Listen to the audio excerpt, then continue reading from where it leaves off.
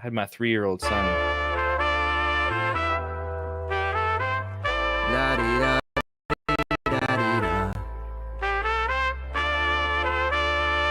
The cuffs are off, man. Get right. Too many left in these leagues, but I ain't gonna leave. I'ma get right. Get right. Down to the bottom and scratch it for all the. Hey everybody, Adam Rank here. What's up, everybody? It's Marcus Grant. This is AJ Dillon of the Green Bay Packers. I got to give a shout out to y'all at Get Right Fantasy. If you are not subscribed, what are you waiting for? You want to lose your league? Our league. Check out the Get Right Fantasy Network. You got to get right with the Get Right Fantasy Network. Best of luck with your podcast. Appreciate the support. And you're tuned in to watch my boys at Get Right Fantasy Network. Get you right. Enjoy the show. But I tune in every Friday. Strategies provided, I will lock in every way. So go and roll your sleeves up. Yeah, go roll your sleeves up. And I'm getting down, cause I roll my sleeves up. And I'm getting right, cause I... What up? What up? What up, world? Welcome to the Get Right Fantasy Network. I'm Mike Herrick, aka Classic Mike. And tonight, I'm here with my good buddy, Kendall from the FF Tavern. What's going on, brother? How you doing? Hey, man, we made it. It's Friday. It's been a crazy week. Everyone's injured. Bad teams are winning. The Bengals are 1-4, but I got a cold beer and I got some scorching hot takes, man. Let's talk some football. I'm excited about that. Sorry for all those who missed me on Sunday last week. I had some medical emergency that I had to attend to for myself, but I am all back. I'm here and all better. So don't you worry. Tonight, we're going to be talking about first. We're going to just talk about the start of Week 6, going over the Niners and the Seahawks game. Give you our quick, our quick breakdowns of that game, and then we're going to go into some hot takes as well. So make sure you guys check those out. We're also going to do some props, so make sure you guys check out Underdog. It's the best place for to play fantasy sports. We enjoy their best ball drafts, but we also have their pick'em contests. We're going to give you guys some props from the Underdog's pick'em contests. Pick higher or lower on the player stats like total yards and or touchdowns and or receptions, tackles, field goals, you name it, they got it. So go sign up, use promo code Get Right, and not only will they match you, you'll receive 50% deposit match, now up to $1,000 bonus cash. So make sure you guys check out Underdog at Get Right. Use promo code Get Right. Yeah, I butchered that. I'm sorry, guys. So next, we're gonna break down all the games. Then we're gonna have a live Q&A at the end of the show. So make sure you guys drop your questions in the chat, and we're gonna get to them at the end of the show. Just a friendly reminder, just to make sure to let us know the format and the league. Full, half, standard, PPR, tight end, premium, etc. If I see one that goes with the game, of course, we're going to bring it up and, try to discuss it at that moment. But otherwise, make sure you guys wait until the end of the show and we'll, go over all your questions at the end. We also have the super chats available. So make sure you guys, if you have questions that you want answered right away, be sure to use the super chat and we will stop the show just for you and answer your question. So make sure you guys check that out. If you haven't already, please make sure you guys check out if you're new to the show, make sure you guys check out our other shows as well. We have our Monday show, which is Waiver Wire ads. Tycoon comes into the fantasy boardroom and, talks about football as well. We got Wednesday with the extra point, and we also have the roster management with Get Right. So make sure you guys check out Phil on Wednesday and us as well. And then on Thursday, Phil comes back and does his show right before Thursday Night Football. As well as the Friday, we have our two shows, which is us right now, and then we have Ruskin and Phil right after us at 11 p.m. Eastern. And then, of course, me on Sundays if I'm not keeled over, from being in pain. Also, make sure you guys check out Kendall with the Fantasy Football Tavern and the Sweet Life Podcast with Jack and Cody. We got all types of stuff going on, so make sure you guys are liking and subscribing to all these guys. We really appreciate if you did. Make sure you guys drop them a like and a follow as well. So like I said, make sure you guys are using the super chats if you want us to get, to your question right away. Otherwise, make sure you guys leave your questions in the chat and we will get to them as soon as possible. We will go deep. We will go real deep on those super chats too. We appreciate any support. I don't care if it is $1. It is $1 more than we ever thought we would have. Yeah. So we have literally, we got the Discord. We've got all the things. We've got the group chat. Rasta will probably pop in here. CEO over likely. here. You'll have 4 people going hard at trying to solve whatever problem you have from 6 different ways. So just saying, we appreciate y'all. We know this economy's tough. Every dollar counts. But if you're throwing us a super chat, friends for life, we appreciate y'all. Yes, very much so. Oh, yeah. See, always in the chat somewhere. Always in the chat somewhere. So let's talk about the good, the bad, and the ugly from last night's Thursday night football game. I mean, there was a lot of good, there was some bad, and there were definitely some ugly. 49ers won 36-24 against the Seahawks. We got the good. So let's start with the good. Debo is looking like the clear wide receiver 1 for the 49ers. He had a solid outing, 3 receptions for 102 yards and a touchdown. Purdy had a solid 255 yards passing with 3 touchdowns. Fantastic. For the Seahawks, Ken Walker was unstoppable. He had a really good game. He could be a top 5 running back, you think? You feeling that in one way? Oh, yeah. I think he's already a top 5 running back. I mean, pretty clear. Simply, look, running back's going to have some variance. Some games it's a good matchup, some against bad matchup. But he's now getting at least 5 targets a game almost consistently. That was something we didn't see beforehand. And he's doing pretty good things with those targets. This wasn't a game where he went crazy with them, but that usage in the passing game and just how he looks on the field, getting all the work. Yeah, he's easily a top 5. And with injuries and everything, I mean, top 3 is not out of the question. Brees, where you at, man? Yeah, 100%. I mean, right now he had 8 receptions for 38 yards. I mean, that's huge production right there. I mean, Charbonnet is right behind him too. So Charbonnet looks like the hotter handcuff to grab at this point. He also rushed for 32 yards. Not a crazy outing for yardage, but he did have the touchdown as well. He's also commanding at least 80% of the snaps, if not more. JSN, I mean, geez. JSN had a day. I mean, 5 receptions on 9 targets and 53 yards. Inches away from a bigger game, too. Oh, my God. Inches away. So, I mean, he did a really great job last night. He's starting to creep up. To me, he's looking a little bit more like a solid wide receiver 3 or flex play at this point. What do you think? Yeah, I mean, you got to love the target share. I watched every snap of that game, and 100%. I like the type of routes he's running. It looks like Lockett is more of a situational play where JSN is clearly the target hog. He's playing sort of the Deontay Johnson role, and I love it. Look, Geno's got a little bit of a ceiling issue to him, right? Mm-hmm. I don't even think it was an accuracy issue. A little bit of accuracy issue. Accuracy issue, but a competent defense too. So I'm gonna give the benefit of the doubt to a solid defense, but if you're getting 9 targets and you're an inch away from a touchdown and probably 3 more catches, the right things are happening, right? JSN's arrow is definitely looking up. Yeah, for sure. I mean, he had 88% of the snaps over Tyler Lockett at 84, and of course Metcalf out there for 100% of them. So he's definitely stepping in the right direction. We had George Kittle. He's now a must start. You have to start him every week. It was his birthday, of course, that kind of, increased things a little bit. He had 2 touchdowns with 5 receptions on 6 targets and 56 yards. So he looked great. He really did. I thought he looked fantastic overall. He did get hurt at one point in the game. You definitely saw him on the sideline. Everyone was hurt in this game. Everybody. Debo got hurt. Kittle got hurt. And, we're going to get into the bad in a second, but these guys, I think Kittle's been a top 5 tight end as well. So really excited about that. Let's move into the bad. So the bad is unfortunately bad for those that invested their money into Jordan Mason. Jordan Mason was, he had a great start to the game and ended up leaving near the end in the second quarter.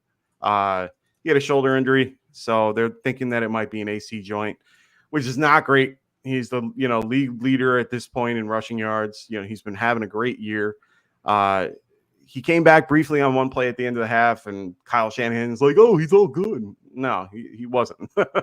Never came back. Isaac Garendo ended up taking over with committee with Patrick Taylor. Shh, I don't want to hear it. I'm still grieving. And then he came in 75% ownership in Dynasty of Garendo. Oh, Garendo's fantastic. He was the clear backup, handled things well. 10 for 99, and almost got, he got most of it on the big run for 76 yards. But the one thing I noticed is he wasn't really involved in the passing game that much.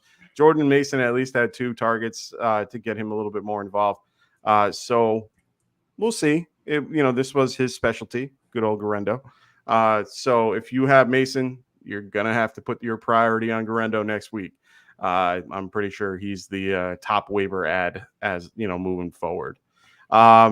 Next is Gino. I mean, he came back down to earth. He had a rough scenario. Why don't you explain a little bit more about Gino? Like, what did you see? I mean, what I saw was a lot of fingertips, just an inch away. Yeah. I'd like to think that, look, I want a quarterback that throws a wide receiver open and they can do more with it. I don't think he was necessarily throwing everybody open, but he wasn't just.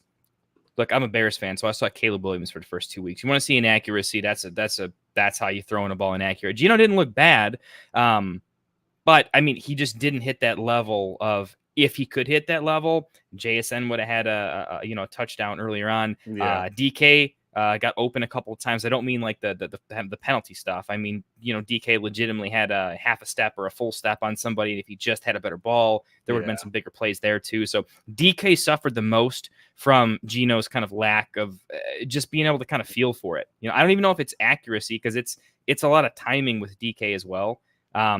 With JSN, I think it's more accuracy. It's leading a shifty, kind of knowing where he's at in the route tree. So I think I've seen Gino play a little bit better, but it's a tough D. For me, it tells me that Gino's ceiling a little bit lower than we'd like it to be from the touchdown side of things. I just don't think he's a guy's going to throw 3 touchdowns very often because when the red zone compacts everything, he just can't really thread the needle as well as I'd need him to. But he'll be fine. More of a matchup dependent streamer is really kind of what we're seeing from Gino.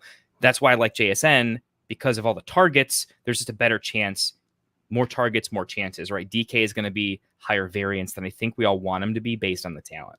Yeah, for sure. I mean, it's a little hard to, understand the 11 targets for 3 receptions to DK Metcalf. They definitely they hyper target him for the most part, but it's just like you said, missing on the fingertip. So hopefully they can correct that. To go back to Thomas, he said they said Mason day to day. That sounds good. AC sprain? AC sprain is not something that you want to hear. It's going to be at least another 2 weeks, and that's if he feels better. I would give.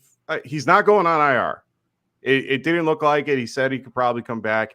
They taped him up. He's gonna be sore. And they're on a short week. So you got to kind of understand that they might have a scenario where it might be a couple days. So I would prepare as if he might be out for a week or 2. And if he's not, then that's just icing on the cake. So hopefully keep in mind, KC and KC week 7 next week, Dallas in week 8, and then bye. It's more than likely they just sit him out 2 weeks, give him the third week of rest in the bye. Yeah. He'll be back in week 10 while McCaffrey still has tendinitis, right? Well, and they said that McCaffrey would probably come back out like around week 10. So that's record dependent, though, right? I mean, look, if they're winning games, a lot of different things. Yeah, I think they will. Tough schedule, but I think they'll beat Dallas. We'll see what happens with KC. If they win against KC and Dallas, I think CMC sits a little bit longer. If things start to get a little bit dire, I mean, hey, we'll pump it up, right? Oh, of course. So the ugly of this game, of course, is Brandon Ayuk. Had a rough game. Real rough game. He had 2 receptions on 4 targets, 37 yards. He had less targets than Juwan Jennings.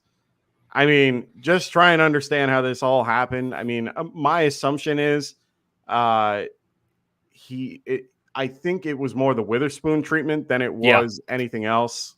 So you can't really think too hard about it, but it was a bad night. Yeah, a lot of people were waiting for the game he had last week, but it also shows that he cannot stay against the better corner. Like Witherspoon is the top of the top. More clap it up for Witherspoon. That's not an easy assignment. No, he won not that at all. assignment that day. He's no Debo, Surtain, but he's not far away. No, and what they do with Debo is they put him everywhere. They make it so that they don't have the number one corner guarding him at all times. So they have him go out, and then they have somebody on Ayuk. It's smart, and he's very efficient at it. Purdy was looking for him. Look, Purdy showed elite footwork, and Ayuk was the first read. He just wasn't open, and Purdy wasn't stupid enough to make that a thing. And so I think it's less of a knock on Ayuk and more of a credit to Purdy being smart. No turnovers for a reason for him. Ayuk's still going to be fine. That's a bad matchup. So Thomas, what about Patrick Taylor? I don't see him being someone that I would grab at all. Honestly, he's not anybody that I'm thinking about, even though he's involved a little bit in the passing game. He was really only involved on dump offs right near the end of the game when they were pretty much just trying to get a first down. He's a veteran that doesn't fumble. He's a bigger bodied back that can move the pile. Yeah. Right. Garendo, you're not going to try to overwork the rookie. Rookies can have fumbling issues. Patrick Taylor's been in the league for a little while. He's never been great, but I know the coaching staff trusts him to quote, a Bill Belichick, do his job. He will never have more than a 15% snap share. Fool's gold, but it's one of those terrible for fantasy, but for the real NFL. Oh, for real. Great guy to have on the roster to do some dirty work. Yeah. Yeah, for sure. So that's all we have about the Thursday night football game. Let's move on to the other games that we're going to be breaking down. First and foremost, we have to let you guys know there are 4 teams on a bye this week. We got the Chiefs, we have the Rams, we have the Dolphins, we have the Vikings. So you guys are all missing some huge names: Patrick Mahomes, Matthew Stafford, Sam Darnold, Kareem Hunt, A-Chain, Kyron Williams. Sam Darnold's a big name. I love the NFL. Aaron Jones, Ty Chandler, Justin Jefferson, Jordan Addison, Tyreek Hill, Jaden Waddle. The list goes on, and a couple other guys that are really hurt. So make sure you guys stay tuned. We're going to help you guys with everything that we can. Alex Pack, thank you so much for subbing. We really do appreciate it. Make sure you guys, if you want your questions asked, use the super chat. We will answer them right away. Otherwise, throw your questions in the chat and we will get to them at the very end of the show. I promise we do not miss a question. So make sure you guys throw your questions in the chat and we will get to them as we go. Like I said, if I see one that is part of what we're talking about, believe me, I'll throw it up on the screen. So just stay tuned and keep going with us. So we're going to go on to the Jags and the Bears. It's going to be the early London game. So it's going to, for us East Coast, 9:30, for out West, 6:30. So lucky West Coast. Chicago is favored by 1. Whoa. I'll take it. Yeah. Over-under is 44.5. I mean, some of the big injuries in this game just to be aware of is Evan Ingram and Travis Etienne with the shoulder. Ingram's coming back from his hamstring. It looks like at this point, Ingram might play. And I think that's one of the biggest questions that I have today. If Ingram is active, do you play him? I don't want to. Look, I think there's a lot of streamable options at tight end. Particularly, I think Cade Otton is in a lot of streaming positions right now. He is actually, I think, second in the NFL amongst tight ends in terms of snap share. He has zero competition. So I like him as a little bit more of a consistency bump. I'd play him. I'd play Conklin over him. That being said, if you have a 5-bench league and you don't have anybody else, tight ends all suck. Do not waste a roster spot trying to play someone over Ingram to stash Ingram. It's not worth it. I would rather just play him, roll the dice, than waste a roster spot. So it's completely about bench management. Don't get cute. Yeah, 100%. I have him in one league. I have no choice but to play him. So I will be playing him in this game for that particular reason. Travis Etienne is dealing with the shoulder, but we saw last week what Tank did in those particular scenarios. So Tank Bigsby and Etienne's situation. How do you feel about it? What do you think they might do with that? I mean, I think Bigsby's going to get in. He's earned more playing time for sure. We like ETN because of his pass catching chops. I don't think that's going away. Bigsby's just earned a bigger role. So ETN, welcome to the club with everyone else who has a decent backup that's going to cut into your work. Yeah. Look, I think most of it lies on the team strength. BTJ in the passing game picking up a little bit is what you need. You just want the team to do well. You don't look at ETN and say, oh man, the backup's getting more work. You have to see a running back that's on a struggling team that's a good pass catcher though. His ceiling as an elite RB1 is probably faded. I don't think that's coming back, but I still think he's a solid RB2 play. Okay, fair enough. I like that as well. I think Tank can do great things in this particular offense and continue to move it well. Let's move to the Bears side of the ball. I mean, we saw a great week from Caleb Williams last week. Is he a 70% completion rate, baby?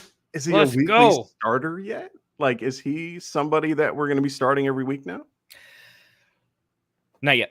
Can't say that. Look, it's matchup dependent, okay? Okay. We beat up on a team that everyone is going to beat up on. Like literally everybody, okay? And sorry, Jags fans, but we're about to do it to you because your defense is god-awful and we're going to spank you. All right? When I say spank you, I mean our defense is going to spank you. I don't know about our offense yet, okay? But yeah, look, he is an elite streamer in good matchups. I have not seen Caleb Williams overcome adversity yet, though. Right? He's played well in spots where he should. I haven't seen him play well in spots where he shouldn't. So you got to consider him a streamer, but a streamer with elite upside. Okay, fair enough. If you have a longer bench, he's worth a stash as your QB2, right? A lot of folks have Darnold on their bench, have a streamer. You're not dropping Darnold, right? This is kind of a situation where if you can afford it, you're probably keeping Caleb as your backup QB in leagues that kind of do that thing. Okay. Well, a good question by Brandon here. He asks, talk about ETN. Do I trade? So do you look to trade ETN at this point? Wait for a better game. Look, yeah, I would trade him if I could, but realistically, unless you're in a league where people don't really know what they're doing, and if you're in a league where ETN's name will get you something, right? You got to feel your league out. I can't give you a good answer without you really knowing your league. If you can get value from the name, yeah, smash. In most leagues, I don't think that's going to happen. But if you wait just a little bit, okay, and wait for him to have a good game, yeah, I'm off the ship for sure. Okay. Well, Thomas, thank you for your super chat. We appreciate it. He needs one B. Okay. With Allen, I'm assuming Braylon Gibson, or Algier. His opponent has Bijan. Okay.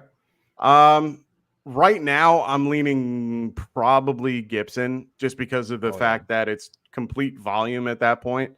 With Ramondre Stevenson going to be out for this particular game with a high ankle sprain.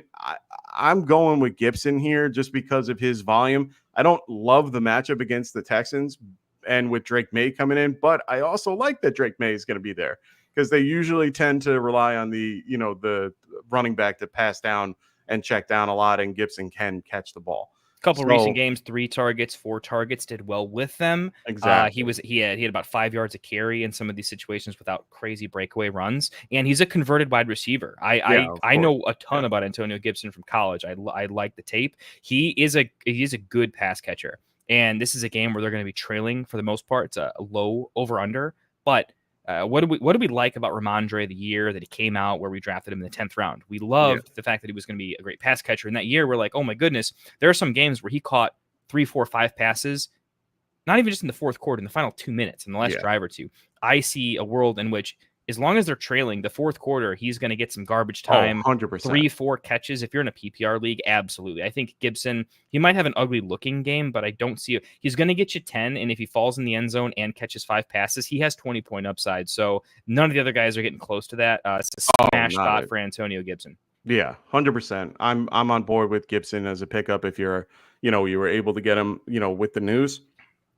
I love the other 2 guys. Don't get me wrong. Love them, love them to death, but they're not going to see anything close to that. So I'm going to go with Gibson here. I think we both agree Gibson is the play. So Thomas, thank you so much. We really enjoy, really appreciate your super chat. So thank you so much. He goes, it's a tough one. Algier can see volume versus Carolina. Patriots offense makes me nervous. Appreciate it. Yes, PPR. So Yeah, I'm telling you, man, I agree with you. It's not the best play in the world. I had to make that decision today, too. I have Jerome Ford in my flex, and I figured this is a better position for me than Jerome Ford. So I'm pretty happy with that choice overall. And Thomas, you got to look at it this way. Look, if you need Bijan to have a bad game, you don't need Algier to have a good game. Yeah. Right? I don't think you need to play it that. I see where the logic is, but yeah. Look, I would be worried that this is a spot where I think Bijan, if he's ever going to have a smashed 30-point phenomenal game, this is it. And I got to be honest with you, I see it coming. And I see the team recognizing that you have a lot invested in Bijan. When there's a spot to get your boy the ball and fix him a little bit, get his confidence back, if they're even a little bit intelligent, they're going to let Bijan do his thing in a matchup where it's just not going to be close. It shouldn't be, at least it shouldn't be in question. So I think there's a few extra times they're going to let Bijan do his thing unless there's injury concern. But again, I wouldn't be starting Algier because at the same time, you're putting yourself in a worse spot. If Bijan's going off and they're not giving Algier the ball specifically to get Bijan involved, and this would be a matchup to do it, you could hurt yourself twice. At least Gibson has a shot to match Bijan pound for pound in that kind of a situation. Yeah, 100%. I mean, honestly, I get why you're asking the question with Algier because of the matchup. Carolina is a horrible defense to go against the run, so I completely understand it. Oh, he says, I'm trying to grab Gibson off the waivers at 12 for free. He was dropped. If not Gibson, then Algier or Braylon Allen. I like Braylon over Algier personally. I would probably go Algier just based on the matchup. That's just me, though. They're both pretty similar. I agree with you on the matchup, but if I had to stash one, I would stash Braylon Allen because I think Braylon Allen has a better path to upside without an injury compared to Algier. I think Algier, I think is very consistent, but I think Braylon's upside. I think Braylon's just a much better back. Allen is a better back. Algier is in a better matchup offense and a better offense. And I think overall, for me, it's going to be Algier if you're going to go down that route. Fair to say splitting hairs, though. I'm thinking this is 5%. Oh, one way they or both another. carry. They're both 30% snap share guys. So for me, he's already got Braylon Allen. Yeah. So I mean, we're good then. Yeah, you should be fine. So, all right. Oh, Algier's on waivers. Oh, okay. So that makes a little more sense. Then stick with Braylon Allen. Don't grab Algier unless Gibson gets picked up. But even then, just keep Brandon and roll with him. I would go heavy on Gibson, though. If that ankle sprain, that could be a 2-week injury. No. I'm saying definitely go for Gibson.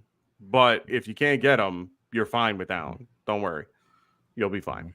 And I think you're fine dropping Coleman. It's painful, but I don't see it happening anytime soon. I haven't done it yet. I'm not going to do it yet. I'm still holding.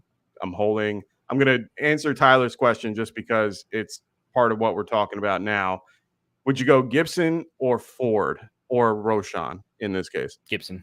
Yeah, I'm still going close. Gibson. I don't think it's anything close. That's why I picked up Gibson in the first place. So yeah, definitely going to go with that as well. So let's go back to our Jaguars-Bears game real quick. We have 2 props that we both do. Like I said, we're going to be doing props at the very end of each of these particular games. We've been doing pretty well. We didn't do it. You killed it last week, dude. Oh man, you guys need to be tailing. You need to tail Classic Bike here. Yeah. You got some I love you have 5 a couple for 8 interesting bets every now and again, but you and the nuanced niche bets have been on absolute fire. I'm personally tailing you until I lose money.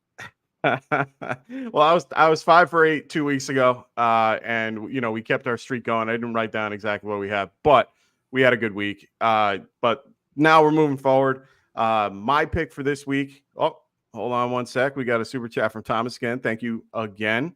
Better long-term stash, Keon Coleman or Ty Chandler? Keon Coleman. Shakir didn't practice on Friday, could be injured, and Curtis Samuel doesn't belong in the NFL anymore. And their running backs are banged up, or at least their starting running back is. Yeah. Coleman might be forced into a better situation pretty quickly. He's a rookie that in the scouting we said was going to take time to develop. He 100%. He was very raw. He's following what we thought would happen. He's not underperforming. Everyone thinks Coleman's bad. No. He's a rookie that was going to be raw, that was going to take some time to adjust the NFL. If we're talking about a stash, we're not talking about someone you need to spot start to win games and buy wins to get to the playoffs. These are very different questions. Feel me, Thomas? If it is a stash to stash, it is Coleman. And I know you're in a PPR league as well, so it is definitely Coleman. Yeah, it's definitely Coleman. That team is not getting to the playoffs with the way they're playing right now. They need to fix their passing game. Activating Coleman is a big part of that. Yeah, and Aaron Jones injury prone. I get it. I'm on board with you. I'm not the biggest Aaron Jones supporter here, so I understand why grabbing Ty Chandler makes sense. They're on the bye this week. He's more than likely going to be coming back healthy. I'm not dropping Coleman for that. I think Coleman is more than I think he's going to be a lot better moving forward. So I'm going to stick with Coleman for now. So, like I said, our props for this particular game, the Jaguars and the Bears, mine's going to be Travis Etienne more than 2.5 receptions. I mean, why not? They use him, and they're supposed to use him a little bit more in the passing game. Bears are a pretty good, they have a pretty good blitz scheme, and they do pretty well at getting the ball, getting to the passer. They're going to have to try to get Etienne on the outside. They're going to use Bigsby a little bit more up the middle. Hopefully they notice that. Hopefully they notice that's what they should do. But for me, and Trevor knows him in college. They had a good, overall relationship. I think that in this particular scenario, I'm going to go with 2.5. I think he can make it. What about you, Kendall? And your take. You don't have to agree with mine. No, fully agree with yours. Look, the simple thing is that our secondary, Jalen Johnson, is going to be a real problem for BTJ and those guys. And ETN is going to be someone they should probably target. So, yeah, I know I like it a lot. Following the same vein, I like DeAndre Swift higher than 14 rushing attempts. He has hit that every single game for his last 3 games. The first 2 games were kind of weird, but now the team has kind of found its identity and really opening up Swift as kind of a focal point of the offense to help Caleb protect him a little bit. I think that's more of a floor than a ceiling outcome for him. I think that's a pretty free square. Doesn't have to go that way, but I think that's a pretty solid bet. And again, he's reached that mark every time over the last 3 games. And I had one more quick one because this is more, I kind of borrowed this one from our buddy Phil of the Extra Point, and I'm tailing him a little bit in this one. We were talking about it the other day. I really agree. Trevor Lawrence under 229.5 passing yards. I think he's gone above this mark once this year, and he's going against one of the tougher secondaries that he's going to face in the Bears in one of those weird London games. Oh, yeah. So I'm on board with that. Look, if he goes above this, something weird happened. I don't think he's supposed to. And I definitely see them doing a little more dink and dunk, trying to get the running game going, which they need to. Yeah. BTJ is not going to be what he was last week in this type of matchup. So I like Lawrence under 229.5 and Swift over 14 attempts. Or higher than 14 attempts.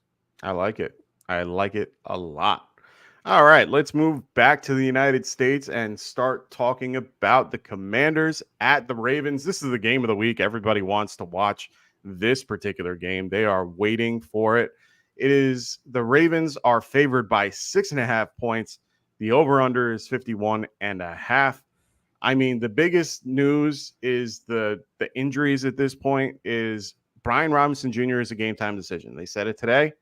That's going to be huge for this game. So if Brian Robinson doesn't play, looks like Austin Eckler will be the next to step up. And then they also have Jeremy McNichols, behind that, or McNicholas behind that. So, I mean, let's talk about how do we feel about Jaden Daniels going against this somewhat strong defense, as you will. I mean, I looked it up today. They're 29th against QBs. Points per game, and they're 28th most, on the season against QBs. How are we feeling about this particular matchup for Jaden Daniels overall? I mean, it's not great, but it is a high over-under. So from a fantasy standpoint, this should be a good spot for Jaden Daniels. Rough matchup with the defense, but they're going to need to put points on the board. Yeah, so they're going to force the fantasy production out of him. Unless he gets turnover crazy, which he hasn't shown. He's pretty careful. I think it's a great spot for him. Yeah, I agree. I think this is going to be a very interesting game. I have him in my rankings at number 3, so I, feel very strongly about that as well. I'm going to answer Emily Kohler's question here. Is one about Andrews. thoughts on Andrews rest of season. I mean, it's between Andrews and Likely against a really soft D. I'm going to go with the rest of the season, though, because we've seen just nothing from Andrews lately. How do you feel about it? He doesn't look good. He's no longer the focal point of the offense. I mean, realistically, the offense used to run through him, right? But Zay Flowers is fantastic. All right, he can do the short slant game very well. Kind of like they were doing in Kansas City, right? Before that, took a turn, right? So, but Zay can also. He's like a nice combination of both KC wide receivers, actually, because he's really nasty on some of these deep routes too. So I think Zay is just he's going to earn way more targets. And Derrick Henry's doing what they asked him to do. Yeah, Justice Hill's not terrible. Bateman doesn't look awful either. And I think Bateman actually being a somewhat usable player in the passing game, that is really hurting Andrews. Because Andrews doesn't look great. He's not getting open quick enough. And Lamar's getting rid of the ball much faster than I've seen him in the past. And so for all these reasons, I don't see how Andrews is going to get about 5 targets a game. Right? So he is now a touchdown-dependent tight end like everybody else. Yep. Yeah, no, you're right. I mean, I've basically fallen like out of it with, I'm done with Andrews in one way or another. It's just one of those things where I just can't do it anymore. He's closer to Zach Ertz than he is Trey McBride, to give you like an example. He's really down there. I just can't do it anymore. I agree with that. Yeah, I agree with everything that you have. Like everything that you just said on him, it makes 110%. I completely understand it, and I agree with you. Yeah. All right, I'm done talking about it. So in this particular case. You mentioned Rashad Bateman. I like him too. I really want to see him, grow and develop a little bit better, a little bit more, and be a little bit more, involved in general. The chat, you guys are on fire today, by the way. Absolutely on fire. Keep Joe, it thank you for that. I really needed that. He's closer to Sam Bennett. I like it. But I'm Thomas, where do you work, man? Get the coworkers on here. Right? Yeah, for sure. I'm liking Rashad Bateman in this particular matchup, especially with, against this, Commanders. Just pass defense is just not that great. They are, let me see, based on what I got here, they are, 26 against the pass. This is going to be a fun matchup for any of the receivers, even though they're not really a pass-heavy offense. I still want something in this game. 51 point over-under is huge. So definitely want to get involved in this game. One of my props that I have for this particular game is Justice Hill higher than 14.5 rushing yards. He has been much more involved in this particular offense in one way or another. He seems to be getting more touches every single week, even though you have a guy like Derrick Henry involved. Justice Hill is getting 53% of the snaps almost every week. They're pretty much splitting carries. 14.5 is ridiculously low. I think his combined is 37 or something like that. You could probably smash both at this point. He needs 3 carries to get there. He's hyper efficient. Yeah, and he can get there without any problem. Washington, 18th against the running back. I am completely okay with this. I love this prop. Higher than 14.5 rushing yards. Yeah, you stole mine. That would have been my I've already bet that before I even looked at Show Doc. It's so great. It's just, it's one of those matchups where you got it. Look, they're going to have to spell Henry, and he's going to get in there, and he's going to be great because the defense can't stop anybody. So what a smash bet. I'm tailing you on that one for sure. And I'm curious to hear your thoughts on mine. So I like him.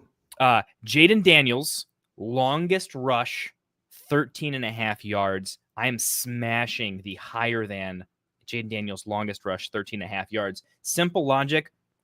Ballers ball when they are playing an idol that they probably grew up maybe with a jersey. Okay. And when instinct takes over, this is a big game for Jaden Daniels personally and a big game for the Commanders. Okay. 100%. In situations like that, rushing quarterbacks, when push comes to shove, they're going to do their thing, and they're not going to think twice about it. If they're playing the Panthers, he's going to go be a pocket passer and not be stupid. Yeah. And thank God for that. That's why he's an elite at the position, even as a rookie. But in this game, He faces pressure, that man is gone. And no DB is stopping him before 13.5 yards if he decides I'm going to go get 13.5 yards. Okay. Right? Look, he's not Jalen Hurts where he can take the contact. He's more. I mean, he's a little more Tyler. He's fast. Yeah. And look, I think he's going to rush 5 or 6 times, and one of them is getting over the hump for this one. So I like it a lot. I would only take this type of bet in elite big matchups because that's when I think instinct is going to take precedent over anything in his ear. I also like Zay Flowers higher than 4.5 receptions. I just think that is. Look, he's had over 7 targets, I think, at least 3 times so far. Maybe twice, but I just like his usage. I like his usage a lot. I think there's probably 2 to 3 that are just free and give me an extra, play or 2 here and there. Unless it hits the under, he's going to hit this prop. If the game is what we think it is, he hits the prop, right? If we're all wrong, then he misses, but we're wrong about everything at that point. So I think it's a reasonable play.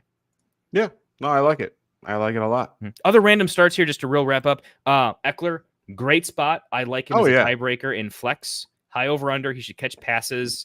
Brian Robinson obviously injured, so he's fantastic. Ertz is a great spot start at tight end. If you are the Andrews owner, I'm playing Ertz. Yeah, 100%. I can agree with that. Definitely can agree with that over here with Andrews. I just can't do it anymore. Can't do it.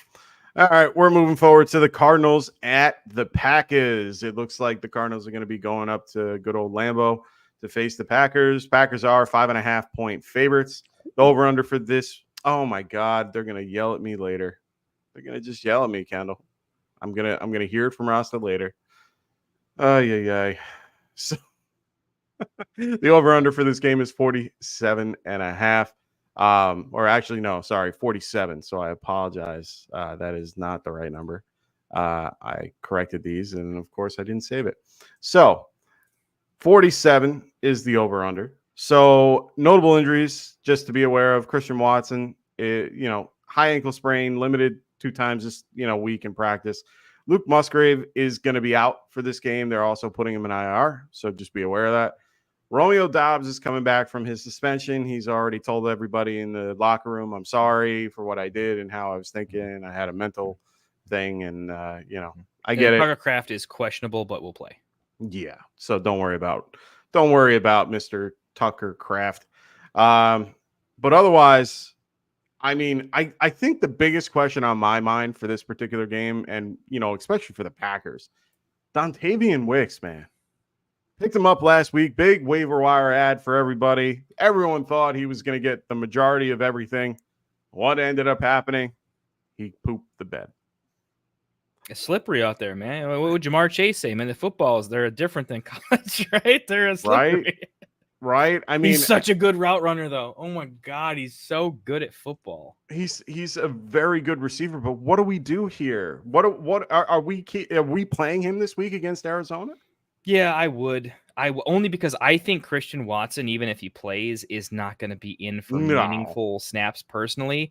Dobbs, look, if you're the coach and the quarterback and you're going to throw to the crybaby, you're going to throw to the explosive kid who might be on your team longer. I mean, I don't know. They use him. So from what I keep seeing, Dontavian Wicks is being used a lot more in the red zone than he is being used between the 20s. Mm-hmm. I haven't seen that a lot. Romeo Doubs tends to be the guy that they use between the 20s, and of course, Jaden Reed. So it's one of those things where I just keep sitting there and I'm like, who am I playing? Am I playing this guy that got 2 touchdowns last week, or am I playing the guy that isn't? And he's seeming more and more like Gabe Davis than he is to, I don't know, someone that's been consistent and continues to be consistent. He hasn't been consistent. So I'm a little bit nervous about playing him in most of my leagues. I think I have him in my 30s, for wide receiver. So I'm a little nervous about that. Can you play Romeo Doubs? Look, you can, but let me throw some other just real quick names out there. Like Jalen Tolbert was another waiver wire. Yeah. Definitely playing him over. I need some upside. I don't see a ceiling case with Dobbs. And this is a fantasy philosophy thing, chat, right? It's so easy to find 5 to 8 points on the waiver wire in any league format, okay? And Dobbs is barely overperforming that. He's basically like a touchdown-dependent tight end where you're like 5, but he also might fall in the end zone. That's what I'm getting from him. That doesn't win games, right? Because I can find close to that easily. You know what I can't find is a guy who can get me 15 plus. Right. So I'm always going to shoot for that upside. Yeah. And if I fall a little bit, well, they can still hit the same thing, right? It doesn't have to be boom bust with upside. It can be like okay floor with some upside. I think that's what you get with Wicks, because also his average depth of target is decent enough that he doesn't need to catch too many balls for him to be effective. He's not Reed, but he can get open deeper downfield in a way that I don't think Dobbs can. So for those types of reasons, I like guys like Michael Wilson on the other side of the ball more than I like Dobbs. So there are other options almost assuredly in your league that I like more than Dobbs. Is he playable?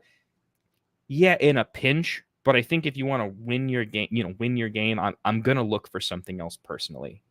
Okay. So I have Wicks at 28. So you would be playing, you said Michael Wilson above him. Above Wicks? I would play Wicks above Wilson. Okay.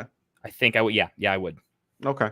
What about, let me give you a few guys that I have. Darnell Mooney. What about Rashid Shaheed with good old Spencer Rattler? Ooh. Not a great, it's a better Olave game than Shaheed. Yeah. Wicks. Okay. Calvin Ridley. That's matchup specific, though. Ridley plays the X. That team gives up more points to the outside wide receiver than anybody. Wandell.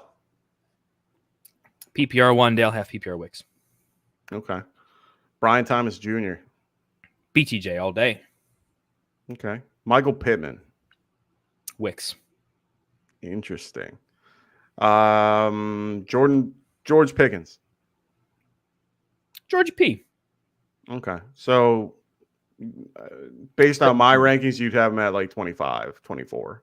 Okay. Yeah, right about there. I mean, look, if he has a game, he's going to have a game. Like, this is a guy you could regret sitting. Like, if he fails, how many times that, like, I played Ayuk in a lot of leagues. How'd that go, right? Like, that can happen to anybody, but upside cannot happen to anybody. Like, I'm playing him in a league where I have to play. To be clear, I have to play Deontay Johnson, Alec Pierce, and Dontavian Wicks. I have no choice. I have nobody else. So it's going to be a rough week for me. So go into the props for this particular game. For me, my prop is Josh Jacobs more than 2.5 receptions.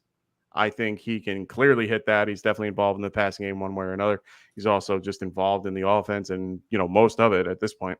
So yeah, just like Josh Jacobs a lot at 2.5 receptions. If you can get it, grab it. What about you, Kendall? So I like I have two here. I'm only going to go with my favorite, to be honest. Okay.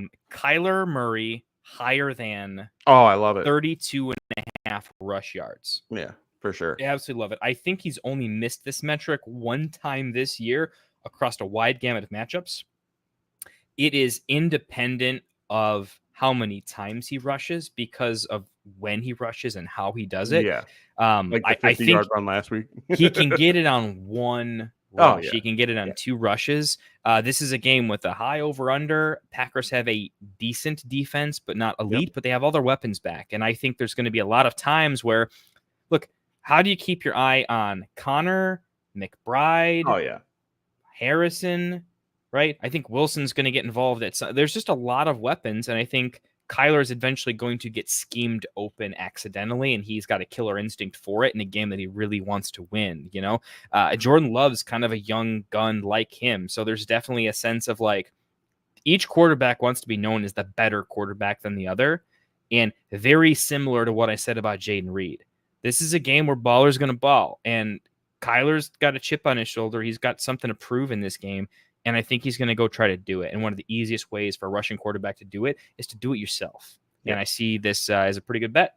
Okay. Higher than 32.5 rushing yards. I like it. I like it a lot. All right, let's move forward with the Texans at the Patriots. The Texans are favored by 6.5 points in this particular game. The over-under is only 37.5, which is insane to think. Ugh, gross. So some notable injuries that we need to talk about because it's going to get a lot of questions for this. Joe Mixon, he had 2 limited practices this week, or 3 limited practices this week. And it looks like he is questionable to start. He is expected to play as per Adam Schefter. So he's somebody that could be playing, and, they definitely need him. He'll be active. How much he plays. Yeah, that's going to be the question we're going to ask in a minute. Ramondre Stevenson, he is out. We already talked about Antonio Gibson almost to nauseam at this point. You're playing him. He's definitely going to get a lot of volume, so he's going to take over this particular backfield.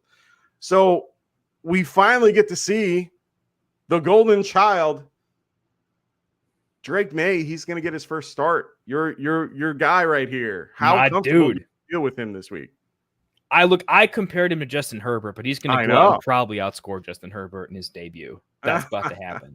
Look, I don't think he's going to go out there and be like elite, right? He played a couple snaps the other week and looked absolutely atrocious. I mean, that was abysmal, but he got thrown in. He probably didn't even know he was going to play.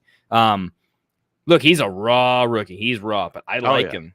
Okay. I like him. I like this Patriot. I want to buy futures in this Patriots team. And I think they're going to get there at some point. It just won't be this year. The O-line looks bad. Yeah. I'm not starting him. I'm not streaming him.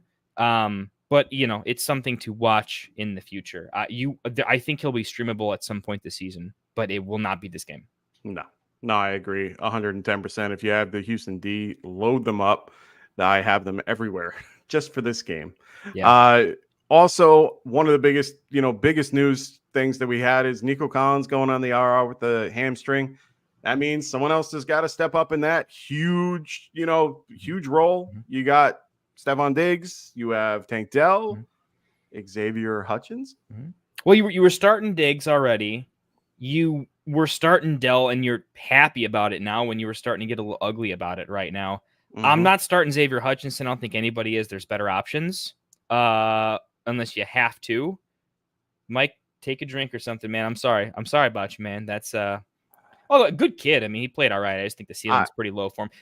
37.5 over under is not a spot. I want a wide receiver 3. That's really what I'm getting here. Completely agree. Schultz is playable now. Schultz was not, and he's playable now. So 100%. If you have tight end issues, I think Schultz is a good waiver wire pickup. If you have someone on bye, Travis Kelce. I was going to say Kelsey's the big one on bye this week, so that's a solid one there. Or if you have other issues, Colby like if Parkins. You're the Andrews, likely, possibly both. Like I am stupid enough to be, I'm seriously going Schultz over both of them just from a snap share, from the possibility of having a halfway decent game. So Schultz is the one that's most affected, I think, and is playable. Yeah. For sure. I definitely agree with that. I like Xavier Hutchinson because he's going to go right into the X role, which is where Nico Collins lives. And huge A-dot probably. Yeah. And they use him a lot in that he got targeted a ton when he came in and covered for him. So for me, I mean, I do like Xavier Hutchinson. If you don't play him this week, that's fine, but definitely want to keep him on your bench or at least have him available. I understand, yes, he's probably on the lower end of the pecking order, but just you watch. He might be used a little more than you think. Dynasty players. He is on Dynasty waivers. Get him. I have him everywhere I can. Decent, yeah, right? He's a decent kid. Probably not playing him in Dynasty this year, but if Diggs goes, there's an actual role to be opened up for him. Oh, 110%. Diggs leaves and Dell's fragile. He could literally walk into an occasional wide receiver 2 role every now and again. So I know we're mostly a redraft show right now, but Dynasty guys, keep an eye on Xavier Hutchinson. Grab him. Yeah, I mean, 6'3", 210. I mean, the kid is quick. He has good hands. I like the kid. So I'm really on board with Hutchinson. If you can get him on your team, grab him. So let's go on to our props. Now, my prop for this game is we already discussed it, is Tank Dell. And it's going to be more than 4.5 receptions. Really just about what we just talked about in the context of Nico Collins no longer being there. I found the line. I liked it. I think he can definitely get 5 catches in this game without a problem. So Yeah. I'm going with that. What about you? Yeah. Look, he's best friends with the quarterback. I think he's going to want to get him involved. I feel like this is one of those where here's what I'm going to call it right now. I guarantee you in the first 2 minutes of the first drive, he has 2 to 3 catches. Yeah. And then they'll get him involved, and then he'll be quiet because the game's going to be a low over-under, but he'll just limp across the line in a game that might not have that much offense. But they'll get him involved early, and he'll be fine. Yep. Love it. So I'm going insulting Drake May. Yeah, I think he's going to have more than 158.5 passing yards. Maybe. Maybe. I mean, it's a pass funnel. It's a pass funnel defense. That's the only thing that I'm a little bit scared about. They play a lot of cover 2, so they're definitely going to keep him. Try to keep him. I mean, that is a low number, man. Like, I like this one number. from John. I'm taking May to throw at least 1 interception. I'm okay. Yes. With that. Yeah, I am doing that as well. I think like that that is one. pretty good. The sports books are shading that one though, man. You're not getting like fair odds on that bet if you try to go place it, because I definitely did, and it's not paying what I need it to, John. So that's kind of my challenge with that one. You want a better play is Trevor Lawrence to throw a pick. Yeah, I like that one a little bit better because that's definitely going to happen. Jalen like Johnson's going to eat. But yeah, look, Drake May. I think he's enough of a gunslinger.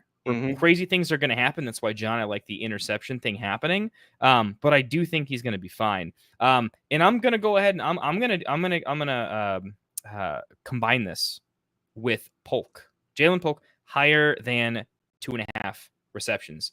Okay. He ran a route on 100% of snaps last game. They did the Patriot way thing. They did that. You're going to earn it as a rookie. You're going to learn the system. And I think that's 100%. very good. That actually speaks volumes. He did not get on the field because of his talent. He was raving in training camp, but they did the Patriot way. They did the low and slow learn it, which means when he gets the snaps, he's ready for them. And now BS called, take the touchdown away. He earned it. Don't get me started on that. What's a catch? What's not a catch? The NFL's being stupid again. But no, I like Drake May over 158.5 passing yards, and I like Jalen Polk over 2.5 receptions. I'm going to correlate them a little bit. I just think Drake May is going to be a pleasant surprise. I think when it comes to the rookies, you got Aiden. He's not really a rookie, but I'm going to call him a rookie. You got Drake May, and we have one other rookie. We have the Saints. Spencer Rattler. Is starting as well. We're going to talk about that in a minute. We're going to get there. I think Drake May is going to come out a little bit more impressive than all of them. He's going to have some upside. He's going to have some very bad moments, but I think he's going to show a little bit of flash here and there. And I think Polk is going to be the main beneficiary of it, as opposed to, I think you're going to see a swap between Pop Douglas being the guy, and I think you're going to see Polk being more of a focus of the offense. If I'm wrong, I don't think I'm wrong by much, is what I'm saying. I think Drake May has a higher chance of throwing 200 passing yards than he does maybe 125. Okay, fair enough. I like it. So let's talk about that next, QB that we just mentioned 2 seconds ago. Let's talk about the Bucs and the Saints. Bucs are going to go visit them in New Orleans. I mean, they had to get out of Florida for Milton. Might as well go, right over to, where Katrina happened. And then, we got Tampa Bay favored by 3.5 points. The over-under for this particular game is 41.5. First and foremost, for anybody that's out in Florida, I hope everyone's safe. I hope everyone did well throughout that storm. Looked like, it looked crazy. So I'm hoping everybody's safe. And good luck with getting everything back together again. I can only imagine. I mean, I'm from Long Island. I only dealt with Sandy, and that's about it. So, and a few others, but good luck to everybody. And I'm glad for the people that I know, they're all safe. So I'm glad to hear that. So some notable injuries. We found out Derek Carr, he's going to be out for this particular game. And of course, like we said, Spencer Rattler takes the reins for the Saints, the rookie coming in. I like him a lot. I think he has a lot to offer for this particular team. But we'll get to that in a second. We have the other big news is Rachaad White. He's doubtful for this game. So just consider him out. There's really no need to, he might play. No, he's not playing. High ankle, foot, something like that. So We just be got aware. to get rid of that status, man. I Why know, does I it hate exist? doubtful. What are we doing? Yeah, just Question for you guys on the chat though, man. In your leagues, is doubtful count for on IR spot? some do, some don't, and it's really based on the league itself. We used to have it, and unfortunately, no longer for my league. So it's unfortunate. So first and foremost, let's talk about Spencer Rattler. How are we feeling about him? Do you feel good about Olave? He talked a lot about him this week. How do you feel about this particular offense with Spencer Rattler behind center? In a weird way, I think there's some games I feel like not better about it than Carr, but I think what I saw from Spencer Rattler, he's not afraid to sling it. If he plays anything like the preseason, the dude's got a decent arm. He's got arm talent. Yeah. I think he's gonna try to hit Olave, and I think Olave is a pretty talented wide receiver that's gonna answer the call. So yeah, this seems like a better spot for Olave to have a get right game. I don't think it lines up as well for Shaheed personally. I think I would trust if it's more of a 50-50 situation. I like Olave to probably have a get right game. I think he's going to surprise a little bit. I think there's going to be some inaccuracy issues. I think that he's going to take some bad sacks. I think this is one of those situations where he's probably going to take a few sack fumbles because he's pretty raw. It'll be like a Brett Favre type of like a gunslinger with some ugly stuff. That's kind of what I'm thinking. I don't know. What about you? I liked him a lot in college overall. I thought I was kind of hoping the Giants went for him in the later rounds. I thought he would be a good fit to fill in the next couple of years, and pretty much a cheap option to say the least. So I do like him. I think he can do well. I love the conversation about Olave in general. Just the fact that he's looking to target him, it makes me feel a little bit better about playing him. I think Olave is a little bit more of the underneath possession guy compared to Shaheed, and I'm hoping that they use him as more of a safety blanket to help him better himself. So we'll see what happens. The matchup's good for him overall. I mean, I do think Tampa currently overall is 28th in the league. I mean, against quarterbacks, they're 31st, which is not good at all. And then on top of that, for going against the wide receiver, they were 27th. So this is a good matchup overall for him to get into. So I'm expecting it to be a good game for him overall. Not the best game he's ever had, best game he will have. But I definitely think for Olave, I think he'll do just fine. So with Rachaad White out, let's move on to Bucky Irving, because Bucky Irving is now going to step into that starting role. He's going to get that particular run. How do you feel about Bucky Irving this week? Saints are a real defense. Okay, let's put that up there. Saints are not terrible, and the Saints will probably remind us why they're a good defense in this game. But Bucky Irving he reminds me of a type of guy that's just a 5-yard to carry guy. He's like a David Montgomery. He just gets it done. He moves the chains, man. But he's got a little more breakaway than those guys. I think he's going to have a good, not great game. I like him to fall into the end zone. He's getting all the red zone stuff, and he does well with it. So I like him. I have him in my top 24 running backs this week. He just made it to 24. So not by much, but I like him a lot. Just to give you an example, I'm starting him over Javonte Williams. Yeah, I would.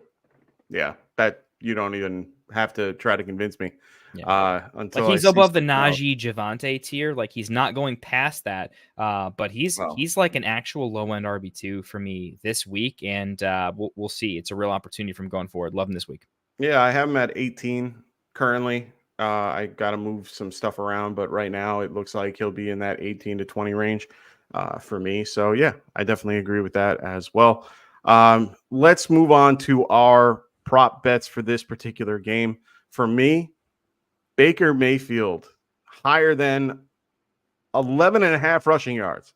I think he can do it without a problem. Saints, like we said, are a good defense. They know this team very well. They also know how to get to the quarterback when needed. I think he can definitely get away, get you a first down or more. He is definitely one of those guys that I really think can, run the ball well. So I'm going with Baker with 11.5 rushing yards. What about you there, Kendall? Yeah, I like it a lot. It would have been a good bet on the season for sure. Yeah, that's like 2 rushes for him, so that's fantastic. I'm actually betting this game a lot, to tell you the truth, which is weird because there's a rookie quarterback in there. Usually there's not enough bets that I like that are able to be taken. But I think Kamara higher than 33.5 receiving yards. I think where Olave is going to be more middle of the field, Shaheed hits that deep ball. I think Kamara is going to be the quarterback's best friend in dump offs. I think Kamara gets volume, but not the yardage right away. But I do think Kamara will get set up for at least 1 or 2 screens. Okay. And he just needs 1 missed tackle, and he can kind of break off a longer 20-yarder that gets him over 33.5. I kind of see him as a 7-8 target game for Kamara, and just based on his typical efficiency metrics, which haven't been great when he gets hyper targeted, I think he gets over the mark. I'm taking Spencer Rattler higher than 0.5 interceptions, so I'm guessing he throws at least 1. Look, I think they're going to be trailing. I think he's going to be put in a spot in the fourth quarter where if he hasn't thrown one already, he's going to have to almost, it not really be his fault. So I like that. And then Godwin, just pencil him in for 6+ catches every single game for basically the rest of his career. Sure. It's just what 100%. He does. Even in a plus-minus matchup, it just doesn't matter. I think 5.5. If you told me 6, I wouldn't bet it because I don't think he hits 7. But 6 is kind of the number I really pencil him in for, and I would generally take the higher than on that. So I like Kamara higher than 33.5 receiving yards, Rattler to throw at least a pick, Godwin higher than 5.5 receptions. Nice. I like it a lot.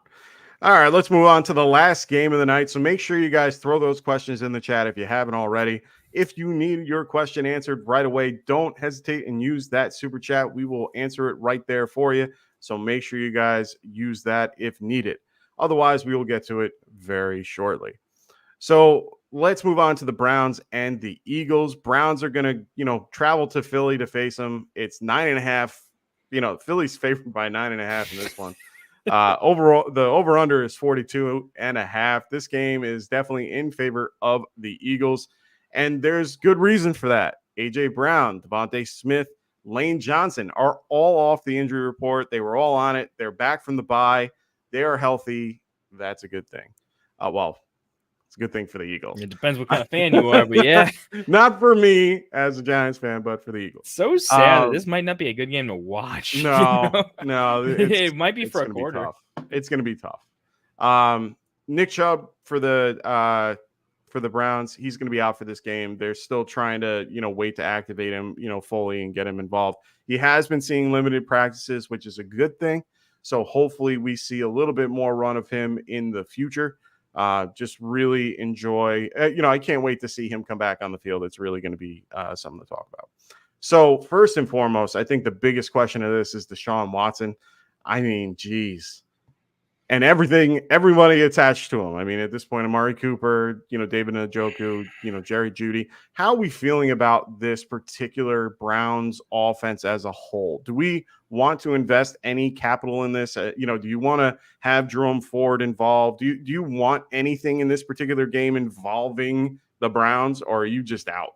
I officially stopped starting Jerome Ford last week, and he's played his last snap for me. Yep. Don't care what happens. I apologize for him. It's not you. It's not your quarterback. I would have played Njoku if he's healthy, just because I think he's the one position that can get hyper targeted that Deshaun can somehow find. Amari, you drafted him, you're playing him. It sucks. You don't like it. He's still a good route runner. He's open. If you guys are on the sleeper stuff, you've seen the meme worthy clippings where he's just wide open. Don't sell Amari is my best advice, because I think there are rumors that the Cowboys might want him back. KC might be in the market for a wide receiver. The Bills might be in the market for a wide receiver. Amari could be on the move. I like this too. Rasta, Look, I will 100% call it right now. Get within the next 2 to 3 games. They pay him. Deshaun is going to get injured. Devontae Adams is injured right now, okay? And he's going to be put on IR because he's injured. Well, they won't put him on IR because that will be they can't trade on IR. Whatever you got to do is going to happen, and where he won't be playing. And Jameis will be in there throwing as many picks as he does touchdowns, and it will be awesome. So that's why I'm not selling a lot of Browns, because you're selling for pennies in the dollar when there's only upside if something were to change. But I'm not starting anybody other than Amari realistically. And I didn't draft him because I knew what his quarterback was. And this is a great matchup for them too, because the Eagles are really bad against the wide receiver. They're currently 29th in my numbers. So, I mean, this is a great matchup for Cooper. So hopefully Deshaun can get to him, but unfortunately, I just don't see that happening. I think it's going to be a rough game for everybody on that side of the ball. But the only thing that you can really take solace in is they're going to be probably behind and they're going to have to throw it. So Cooper isn't a horrible play this week. I have him at 22. He's definitely a higher end wide receiver too that I would rather have him above a lot of the guys that I currently have in my particular roster. So definitely worth a play this week. Other than that, man, you're starting all your Eagles. There's nothing we can really talk about with them. You're starting everybody. You're going to see a wonderful game from everybody, hopefully. Hope one of your guys get one of the 9 touchdowns they'll score. Yeah, well, hopefully not that many.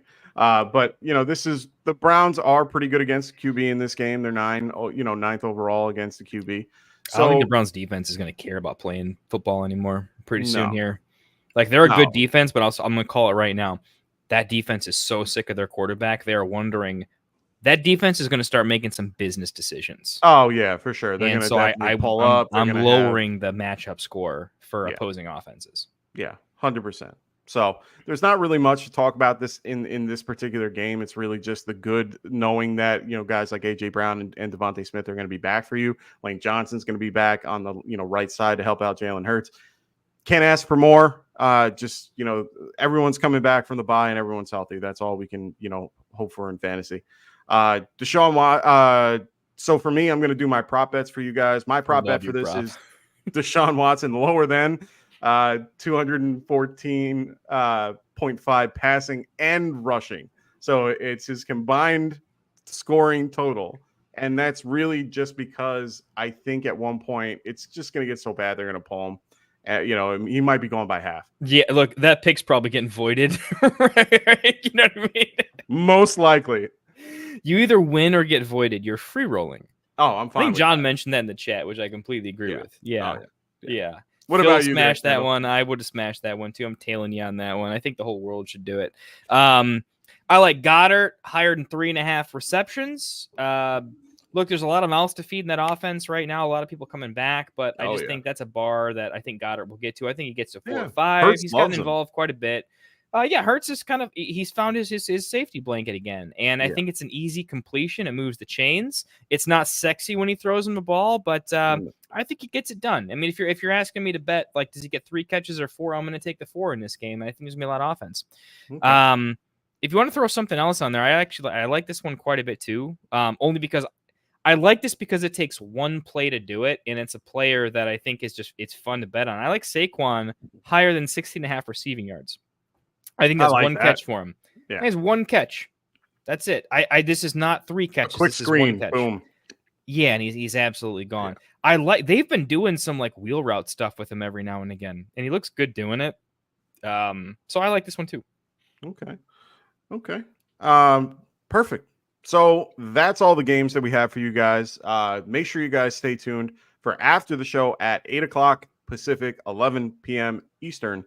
Right after us, we got Rasta and Phil. They're going to answer all your other questions as well. We're going to sit here and answer live Q&A stuff. So all the stuff that you guys already put in the chat, as well as anything that you guys throw in there now.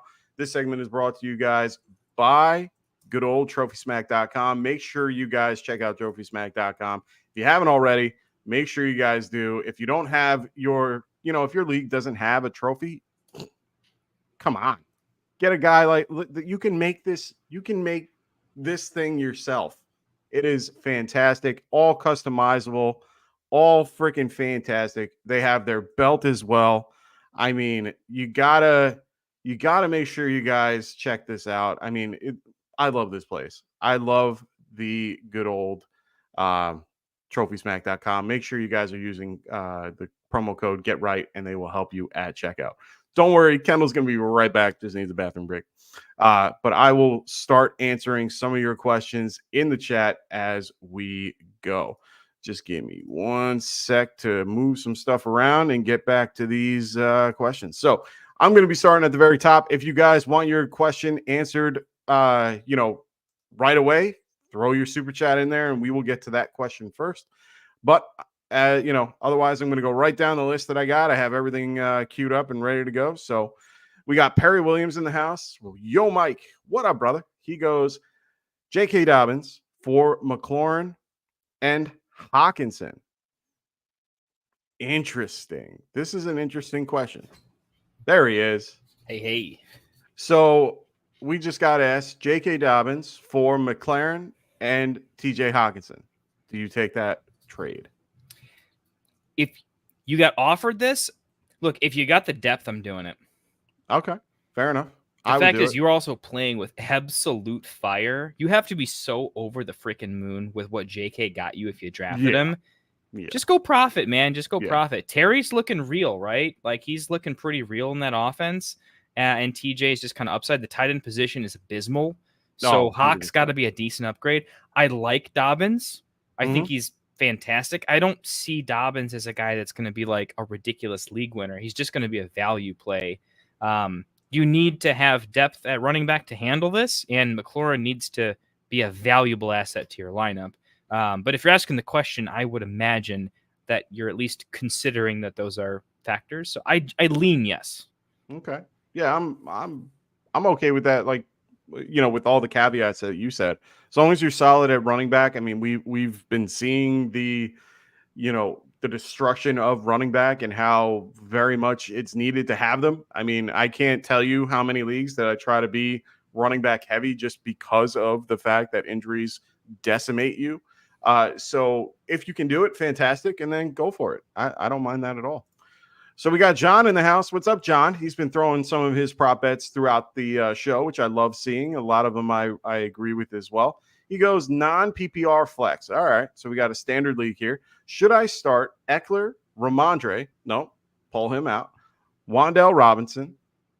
Is that Waddle or Wandale? Just to clarify, John, if you can hop in and clarify. This looks like Wan'Dale, and then there's another one, and then Goddard.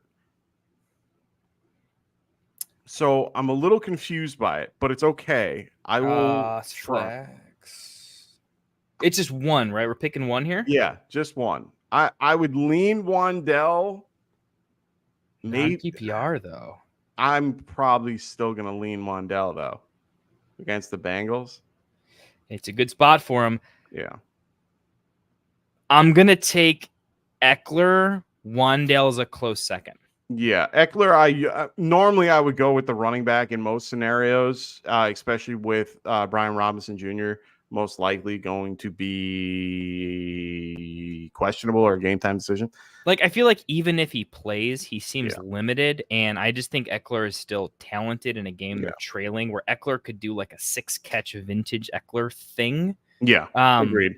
Where I feel like, Wan'Dale's got upside too. You absolutely can't take away that Wan'Dale has legitimate upside, so it's kind of a dart throw for me between those two. I think we're kind of in agreement. It's just a little bit of picking hairs, but definitely one of those two. One of those two. Yeah, I'm pretty high on both of them, in this particular format. So, yeah, I would be between the two of them. I might lean Eckler just because of the running back aspect of it and being more, opportunity-wise. But, yeah, I like both.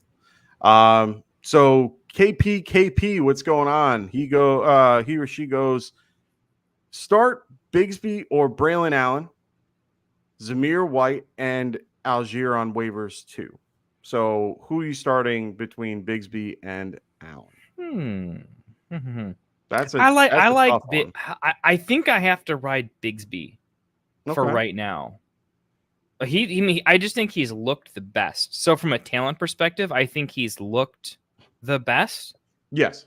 Snap share wise, Algier and Zamir probably edge him in snap share a little bit, but what's his face is a little bit banged up with the shoulder. ETN. So ETN's also one bad knock away from this being a bigger game for Bigsby, pun intended. So I think he's safe enough, but he absolutely, I think, has the highest ceiling. And when you're debating between these sort of low tier players, for me, the tiebreaker goes to who has the highest percentage shot at really being a game changer. And is it a reasonable enough percentage to factor in? And I think the answer is yes for me. What about you, Mike? See, I'm I'm on a little bit of the different side to this. They're both somewhat similar. Bigsby's getting, the last few games he's gotten ramped up. I mean, he went from, 32%, 13, 29, 40. So his snap shares have gone way up, and mostly because of injury, of course. But nevertheless, you're still going to be used quite a bit. They also do have the Dearness Johnson involved as well with 22% of the snaps. So he's definitely not the only guy there. In this particular scenario, the Bills are the worst against the running back this year. They've been having a rough time against any running back that has come in. Braylon Allen has been taking, he's been doing pretty well with the amount of snap share that he's had. I mean, he's currently at 26%, but it doesn't feel like it. It feels like he's a lot more involved. Tank is probably your better play just because of, usage and all that. But I will tell you the Bears are at 22nd, 22nd worst against the running back. So, I mean, both matchups are okay. When I see one with 32%, I'm hitting it hard and trying to go with that. So I think I might lean Braylon Allen and, new coaching staff now in the building, new play caller as well. They're going to probably try to get as much of a run game and, as against the Bills. I mean, they're going to try to keep Josh Allen off the field. So I think that they're going to try to, run the ball as much as possible, keep that clock moving. I'm going to go Braylon Allen here. And they're, I have them at 31 and 38, I think, with Tank. They're my top two as well. Yeah. Yeah. So I think I'm going to go Braylon. Braylon definitely has upside. I think the point to mention is Braylon has legitimate upside against the Bills. I have some concerns that the coaching staff will just ride Brees to gain trust maybe from Brees and buy-in. Or it might feel awkward to give Braylon a lot of touches as a new coach. Maybe. And Aaron Rodgers is the coach anyway, so what are we even saying, right? Hey, now Hackett's not, calling the plays. It's a feeling, it's one of those scenarios where I have him on the bench everywhere and I know he's going to go off. So, I have Tank only in a handful of spots. I like Tank a lot, but I think for this matchup, I just think it's too good to be, it's just too good not to play him for Braylon Allen. I like it. Well, it's down to those two. So kind of coin flip. I think we gave each of our logic. So whichever kind of philosophy you agree with a little bit more, maybe. Yeah, agreed. So we got Alec Pack here. What's going on, man? He goes, who should I target if I'm trying to get out of Sharbo and Pittman? Sharbs and Pittman. I mean, if you're trying to, you can probably pair them together and get someone at the top. Gibbs. Target the Walker owner for sure if you can. Walker, yeah. You're not going to get Walker, but I'm saying target the Walker owner. Okay, fair enough. The Walker owner is going to value Sharbs more than anybody else. If everybody else is box score chasing, Sharbs doesn't look fantastic. The Walker owner knows better, and you'll probably get a little bit of a better deal. Gibbs or running backs are in high demand right now because of bye weeks and injuries. So what I'm saying is it's hard to target running back right now because you got to go way low. Okay, so it's hard to find value. If you package them together, I don't know if you can get Tank Dell, but I would try. I think that's that's interesting to me. What about Devontae Smith? You're not going to get Mike Evans. You're not going to get Mike Evans. No. Too much production. There's no incentive for the owner. Pittman. Pittman's injured. It looks gross. And A-Rich coming back, the starting quarterback coming back being negative for fantasy just feels bad. So my opinion, if you're going to sell a player that everyone is well aware of has some stink on him, you're going to have to absorb some risk. My opinion. If you're going to win this trade, you're going to have to absorb some risk. There's no way, unless you're going to rip somebody off realistically, that you're going to get a great value here. Okay. So my opinion, you got to absorb some risk. Yeah. So I think you could target something like, this is going to sound crazy, but if you can package Sharbs and somebody else or something for Romo Dunes, he's at his floor. He can only get better.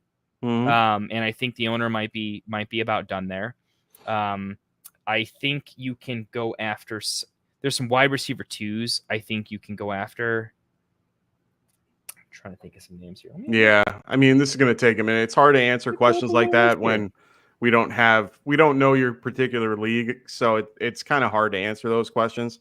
But definitely aim for those, solid wide receiver 2 with, wide receiver 1 upside guys and package, these two together.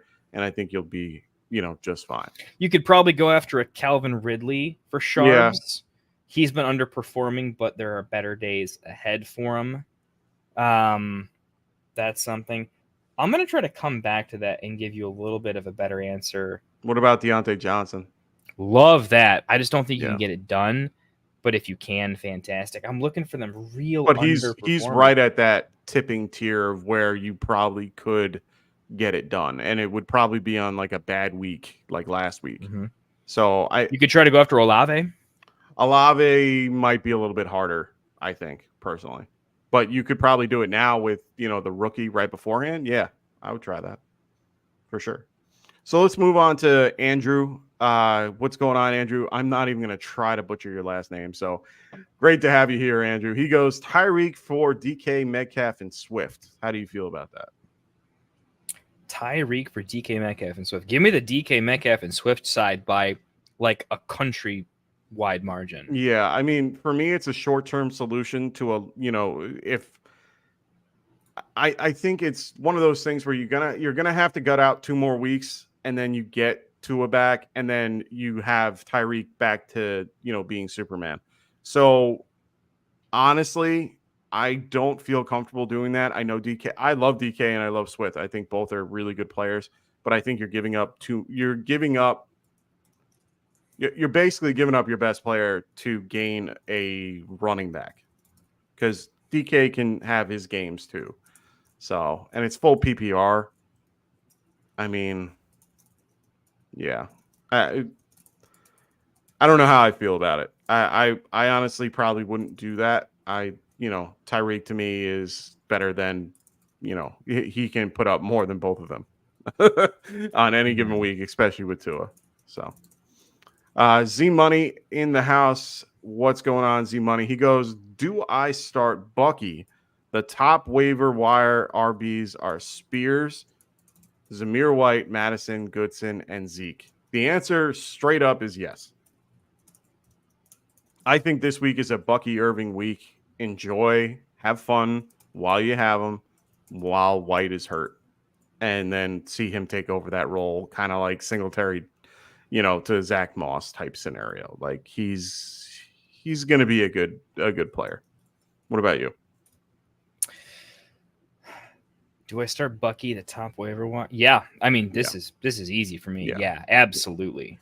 Yeah. Like Bucky has massive upside too. Oh, huge. So like when you're looking at rest of season, like guys, you this is one of those things I'm going to say.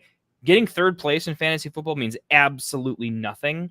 So you've got to absorb some element of risk, and finding upside, like massive upside, is very difficult. And I mentioned this. If you check out my channel, I meant to maybe made a video months ago about like waiver wire strategy, and I really dive deep. I think it's an hour-long video, and I go into this pretty deep. It's really all about finding like elite league-winning upside and not just getting by.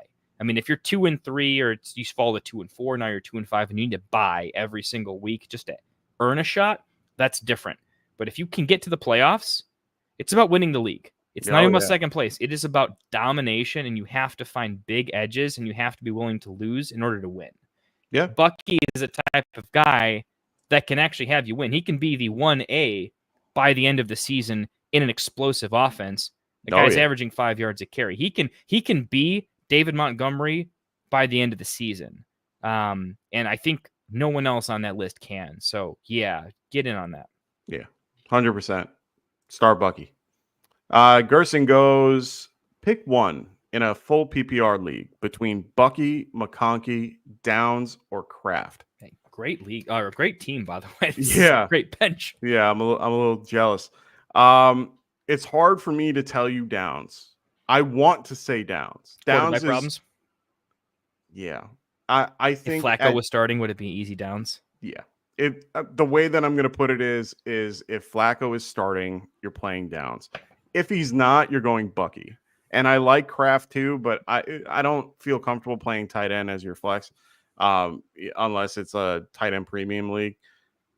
I'm going with Downs. If Flacco plays, Bucky. If AR plays, it's Bucky then Downs. Yeah, I'm going Bucky. It's the statistically best answer. You can feel a vibe. Like, Oh, look, 100%. personally, I have a feeling that McConkey is going to have a game this week. Okay. But it's just a personal feeling. I'm going to get some of those wrong, some of those right. Statistics say I'm going to go with the RB1 on an explosive offense that has zero snap competition. I mean, who else? Who's their RB3? I have no idea. He's going to have like Jeremy McNichols. A Bucky? Oh, Bucky's third, Sean Taylor. That's so, yeah. Or Sean Tucker. Sean Tucker. My bad.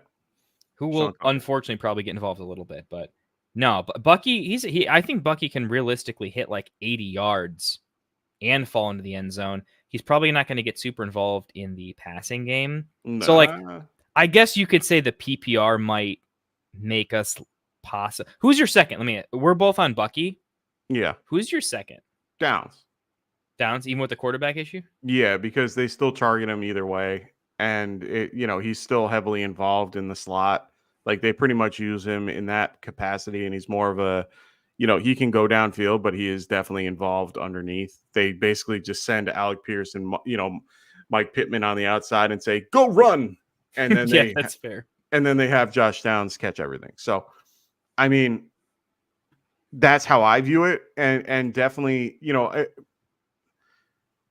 I know how much you love Anthony Richardson. I did used to love him. Oh, did you change your mind? Nice. So look, you got to follow every video. Like, the only problem is I didn't make a video one on this, but you guys know this because we have the group chat and everything. But you guys, like, you can attest to this. I told the whole group that I'm like, hey, I still like A Rich. Yeah. But Jalen is my guy this year. Okay.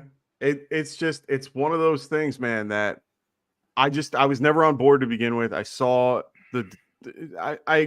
it's not like I like predicted this thing, but it's just how I saw him developing and how he could, turn into. He loves throwing the ball deep. That's fantastic. He did very well doing that. And, guys like Alec Pierce ended up doing very well with him because that's their particular connection. I just don't see a world where he's going to do well week to week the way that he plays. He has to learn to be a little bit more in the pocket than outside the pocket. And, you can't really be Cam Newton. You kind of have to be a little bit more controlled and be a little bit more like CJ Stroud and or Jordan Love and kind of wait for your opportunity to run and then the new run. throwing motion too. Like that too. The shoulder thing with the new throwing motion. I didn't see that coming. I should have. But and those are a lot of things that I just don't think he's there yet. I mean, he missed 4 games. He's still technically a rookie if you really think about it. It might be his sophomore year, but he's a rookie. He's almost like Shaq. Like Shaq can't hit free throws because his hand's too big for the ball. Yeah. It's like A Rich can throw a 60-yard pass better than he can a 10-yard slam. Yeah. And that makes no sense. So, I mean, in this particular case for me, I'm staying away from it if I can, but I don't mind Downs just because of the usage. Bucky is safer, much safer, because he will touch the ball volume wise. He will get more touches in general. It's going to definitely, like I said, but if Flacco's in, you are switching them as quickly as possible to get Downs in there, because I think that's where it is. And especially with Pittman, we didn't cover the Colts game, but that was some weird shit that they did with Pittman, where they were like, "Oh, he's a candidate for IR," and then all of a sudden, have you ever heard anything like this in your life? No, this is so I have no idea, and it blows my mind that he goes from an IR candidate to being a starter. Yeah, weird vibes. Man. Anyway, easy answer. It's Bucky. Yeah, it's clearly Bucky. Downs, and then Flacco. If you feel vibes on the other ones, go ham. But Bucky's just the odds-on favorite. Yeah, to have a big game and the safest floor. Yeah, I have to I have But to agree. congrats on winning your league, by the way. It seems ridiculous. So Dusto goes, excellent news for Bucky owners. Wonder if I should start Bucky over Dobbins. Ooh, That's a good question. spicy. That's a spicy one. I'm gonna look at. I got to look at my rankings. Dobbins for this does one. not have a good matchup against the Chargers. I have them. Or Denver. what did you say? Yeah, Denver. Yeah. Yeah. I have Dobbins at 17 and I have Bucky at 18. Oh, actually, back to back. I have them back to back. And the Saints are currently in my rankings. Where are they?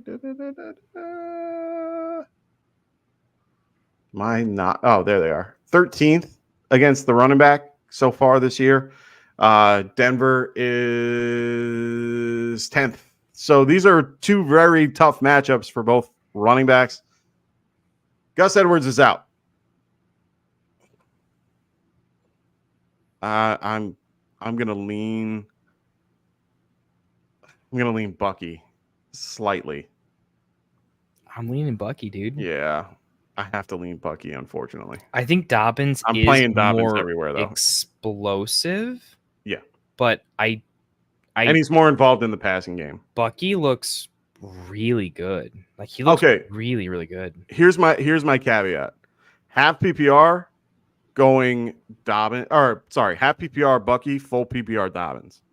Yeah, Dobbins does have some usage in the passing game. He's a decent dump off. He's not going to get like 5 to 6, but I think he can get 3 to 4. I think that's a really, really good point there. Yeah. I'm generally leaning Bucky because I also think Dobbins still is going to split some work, and that team's overall offensive output and their offensive ecosystem is worse than Bucky. Yeah. I tend to take the running back that's on the team that's going to have more red zone opportunities as well, given that he's the clear red zone guy.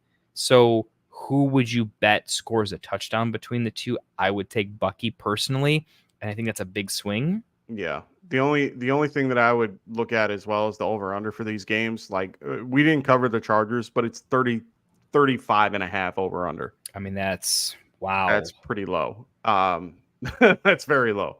So, I mean, if you really don't want anything in that game, I understand, and then go to Bucky, it's complete. Like I said, for me, the half PPR and the PPR are the two things that are kind of throwing me off. If I knew that it was either or, that's my answer. So, you didn't put the fuller half. So make sure you guys do that. If you guys are throwing questions in the chat, make sure you guys do that. Please make sure you guys get your questions in. We are only going to be going until 11 o'clock. We have a hard stop at 11. So make sure you guys throw your questions in the chat. If you want us to get to your question right away, make sure you guys use that super chat and we will get to it right then and there. Smokey the Cat, what's up, brother? He goes, what's up, guys? Who to play? Chase Brown or Bucky? Bucky for sure for me. Okay. I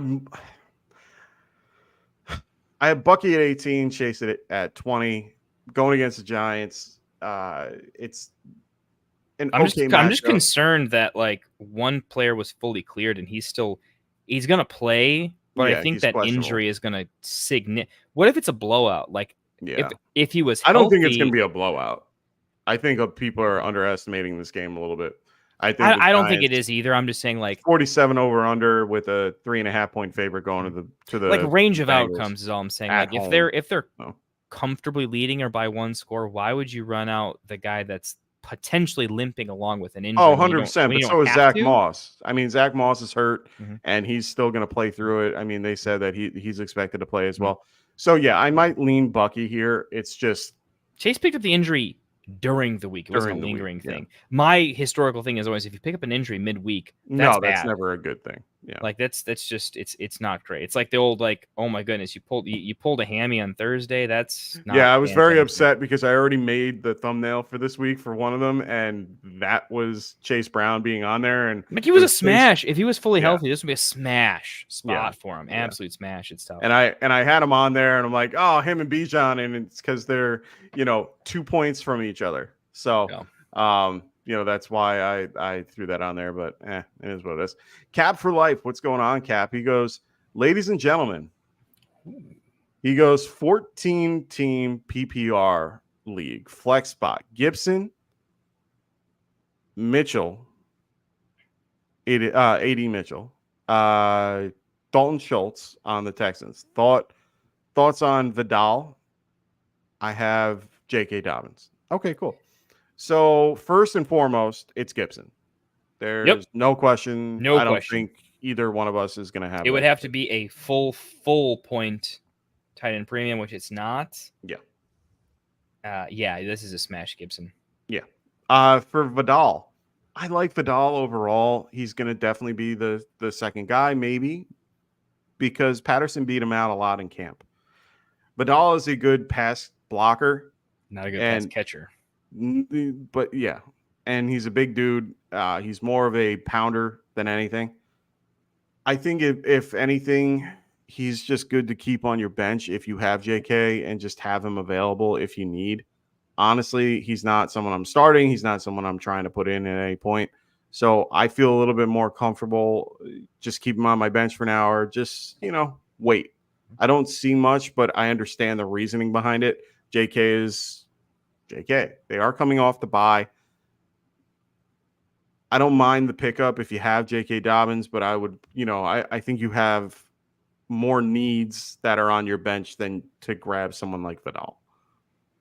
Yeah, I don't see him getting involved outside of like catastrophic injury. I don't see him getting too involved. But I do have a big issue with specifically with bruisers. I think they need to be involved early. Yeah. Because guys that come in later, I want to see a pass catcher come in later because I don't think the path to meaningful snaps is there for bruisers who make a name for themselves later in the season because they seldom grab the red zone role, which is what they desperately need.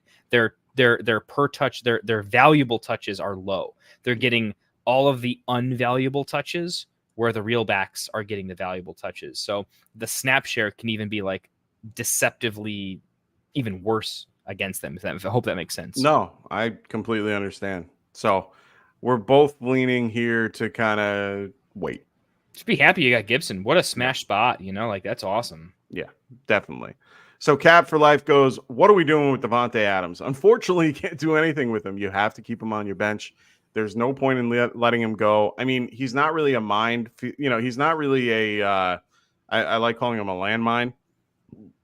Save him for somebody else. But I think at this point, he's just too good to give up. And the situation he goes to, if he goes anywhere, could be better than where he is. It's really, you have to wait and see. You have to wait. And no one's going to take him until that, unless they are so deep at wide receiver that they really don't care. So Brandon goes, talk about ETN. We already talked about that. I'm sorry I didn't erase that from the chat before. We already answered this one. All right, Kyle. What's going on, Kyle? He goes, Higgins, Dell, and Mixon. Start one wide receiver and one flex. That is pretty easy for me. Okay. Simple for you?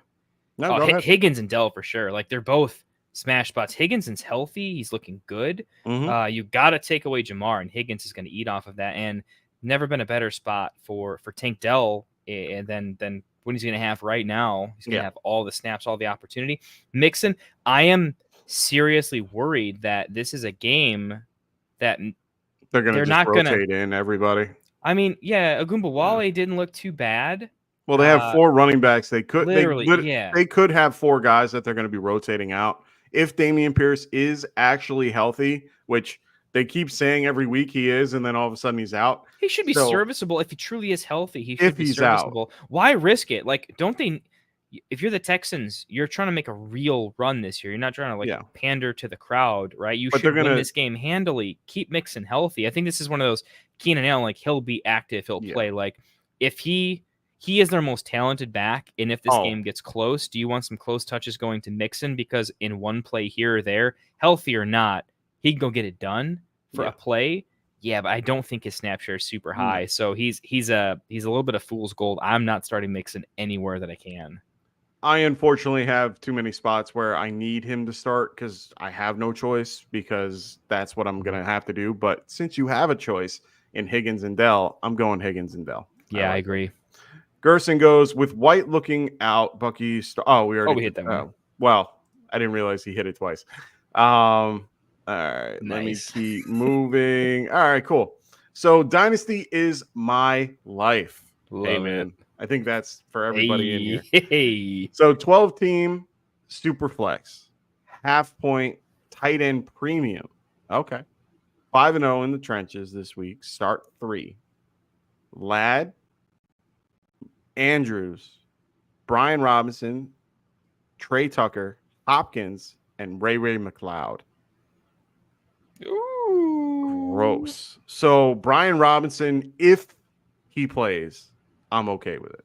Yeah, same. If he plays, he's a game time decision. So you got to really keep an eye on it. It's a 1:00 game. So that's thankfully you don't have anybody in this list that we really have to worry about in the earlier game, like for the Bears game. I'm not touching Andrews with a 10-foot pole. I'm not touching Hopkins.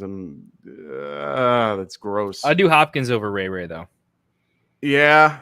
Hopkins, I will say Ray, he started but... slow, but he was on a pitch count. He's steadily getting up there. He's been more efficient on a per touch basis than Calvin Ridley. Okay. And he's in an okay spot this week. For me, Trey Tucker 100%. Yeah. I want to go Ladd. Oh, Ladd for sure. Trey Tucker's my for sure because Jacoby is seriously questionable. He'll hurt. play, Yeah. but he's hurt and he's going to play hurt. And he's like the last one left. Yeah. In a matchup, they're going to be trailing. So Trey Tucker is an easy like fourth quarter come from behind. He's going to need some catches. He has a high ADOT. Ladd, I'm already feeling Ladd. For me, it's that third spot. And what are you thinking? For me, it's like if B-Rob plays, I wouldn't fade him. If he's out, I'll play Hopkins. I think that's what I would that's say. kind of where I'm at too. I mean, I would prefer to play Brian Robinson over all these guys, but I'm going to go Ladd, Trey Tucker, and Brian Robinson / Hopkins. Yeah, I like it. I like it a lot. All right, cool beans. So let's keep moving right along. Make sure you guys throw your questions in the chat if you haven't already. He goes Breece Hall or Debo rest of season. Breece Hall. Yeah, it's Breece Hall. I do like Debo, but it's Breece Hall. Richie Lou, what's going on, man? He goes start Roshan, Braylon Allen, or Agumba Wale. You guys keep getting PPR. tougher with these. Hey, man, these are the bottom of the barrel guys, and they need a win. I don't blame them. Dude, I love it. This Allen. is the same pain I go through in my own lineups. Me too. I'm so glad hearing that other people have the same torturous tiebreakers that we 100%. have to all the time. 100%. I got an answer, but I want to hear yours first. I'm going Allen. Yeah. Going Braylon Allen? Easy. Done. I'm going to go crazy. I'm going to go Roshan. Okay. I think Roshan falls in the end zone again. I think he scores twice. Not twice, but the matchup's so good. Like I think is. Jacksonville is god awful, and my Bears are starting to get better and better. And Roshan is a good running back. Okay. And I think he's going to earn a little bit more. So sadly for Swift can like run a 99-yard, fall down at the 1 because life hates him. Roshan will fall in. But yeah, I like Roshan, but it's tied between him and Braylon now. It's really close. Okay. All right. Fair enough. So we got another 11 minutes left. So we're going to run through these as quick as we can to get to all your questions. Please don't worry. Just be ready to go right on. We're going to just hand you right off to Rasta and Phil when we're done. So don't worry. They will catch on for the next one. We got Nino Pina.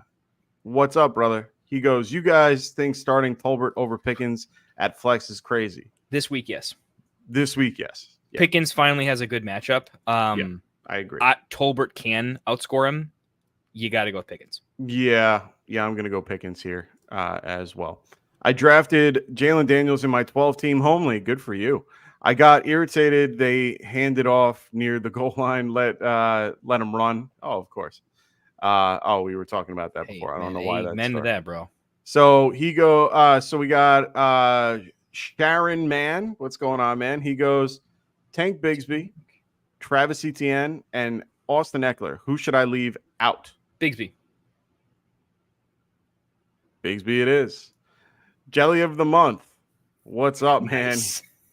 Half PPR, wide receiver, 5-6 are Waddle and Wicks. Drop one to stash Juju on bench. If you can afford it, drop Wicks for Juju. Yes.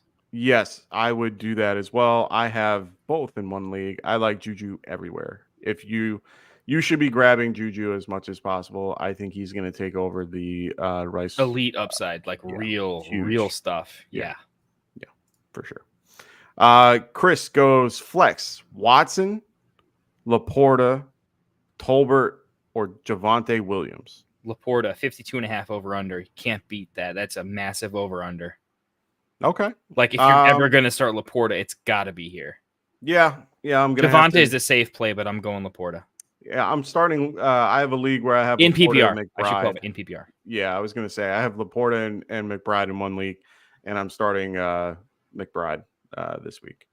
But I could probably play both if I really wanted to. Steven Grise, he goes, looking to activate AJ Brown off of my IR spot, full PPR, leaning towards either Atwell, McConkey, or Trey Tucker. Who are you dropping? Yeah. Atwell.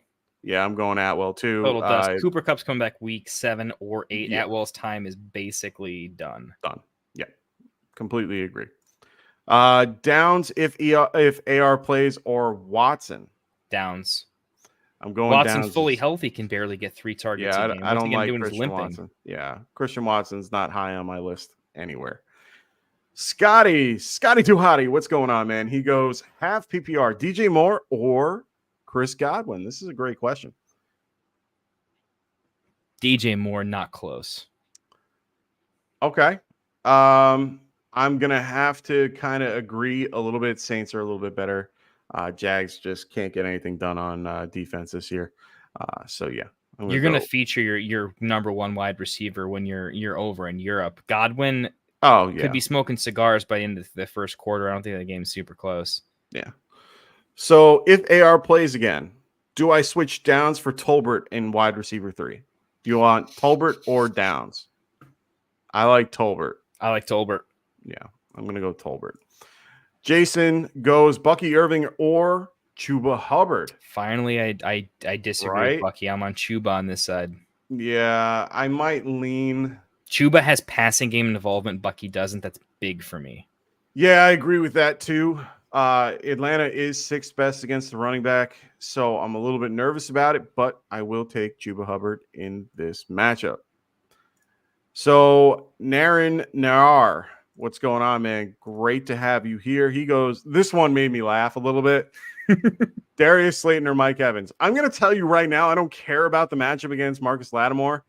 It's Mike Evans. If you play Darius Slayton over Mike Evans, I might be upset. Look, Slayton is like a legitimate, he can do some things. Yeah, but not.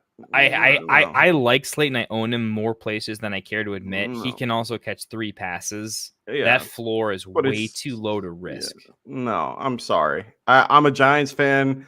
I don't even root for Darius Slayton. Like I think it should be Jalen, Hyatt playing. Ask in there, yourself if both of them get 2 targets each, who do you start? Mike Evans. And those 2 targets are in the end zone. So their targets are valuable for one and less valuable for the other. Yeah. So Joe Ortiz goes Dobbins or Mixon. I'm going Dobbins. Yeah. Without really thinking about that one. That's, easy. So Touche 22. Otuk. What's up? He goes Jameson Williams or Darryl Mooney. You take this one first. See, you want to know something funny? I saw this one come in the chat before, and I was intrigued. I think if this is full PPR, I'm definitely going to lean Darnell Mooney. If this is half point, I'm going to lean a little bit more towards Williams, just because at that point receptions don't really matter, and the upside is higher on Williams. So that's how I'm going to put that. I'm going Jameson Williams because I think there's a better range of outcomes for all the elite upside. And I think Mooney will be good, but I don't think he's going to have some elite game. I like Mooney. I like Williams a touch better. It's very close, though. Yeah. Honestly, I would base this off of what my opponent's lineup looks like. Yeah. Yeah, if I'm the underdog, I'm probably going to go with Jameson Williams. If I'm leading by a lot, I'm going to go Darnell Mooney. We got 5 minutes left, so we're going to try to get through these as quickly as possible. I apologize in advance, but we are going to get through these. And then, of course, make sure you guys check out Phil and Rasta on the next show. They will get you guys all the way to the very end. I mean, they're going to be here all night. So Rams House 99 goes Dynasty full PPR 1.5 for tight end Superflex. Whew. Start 11, 12 team.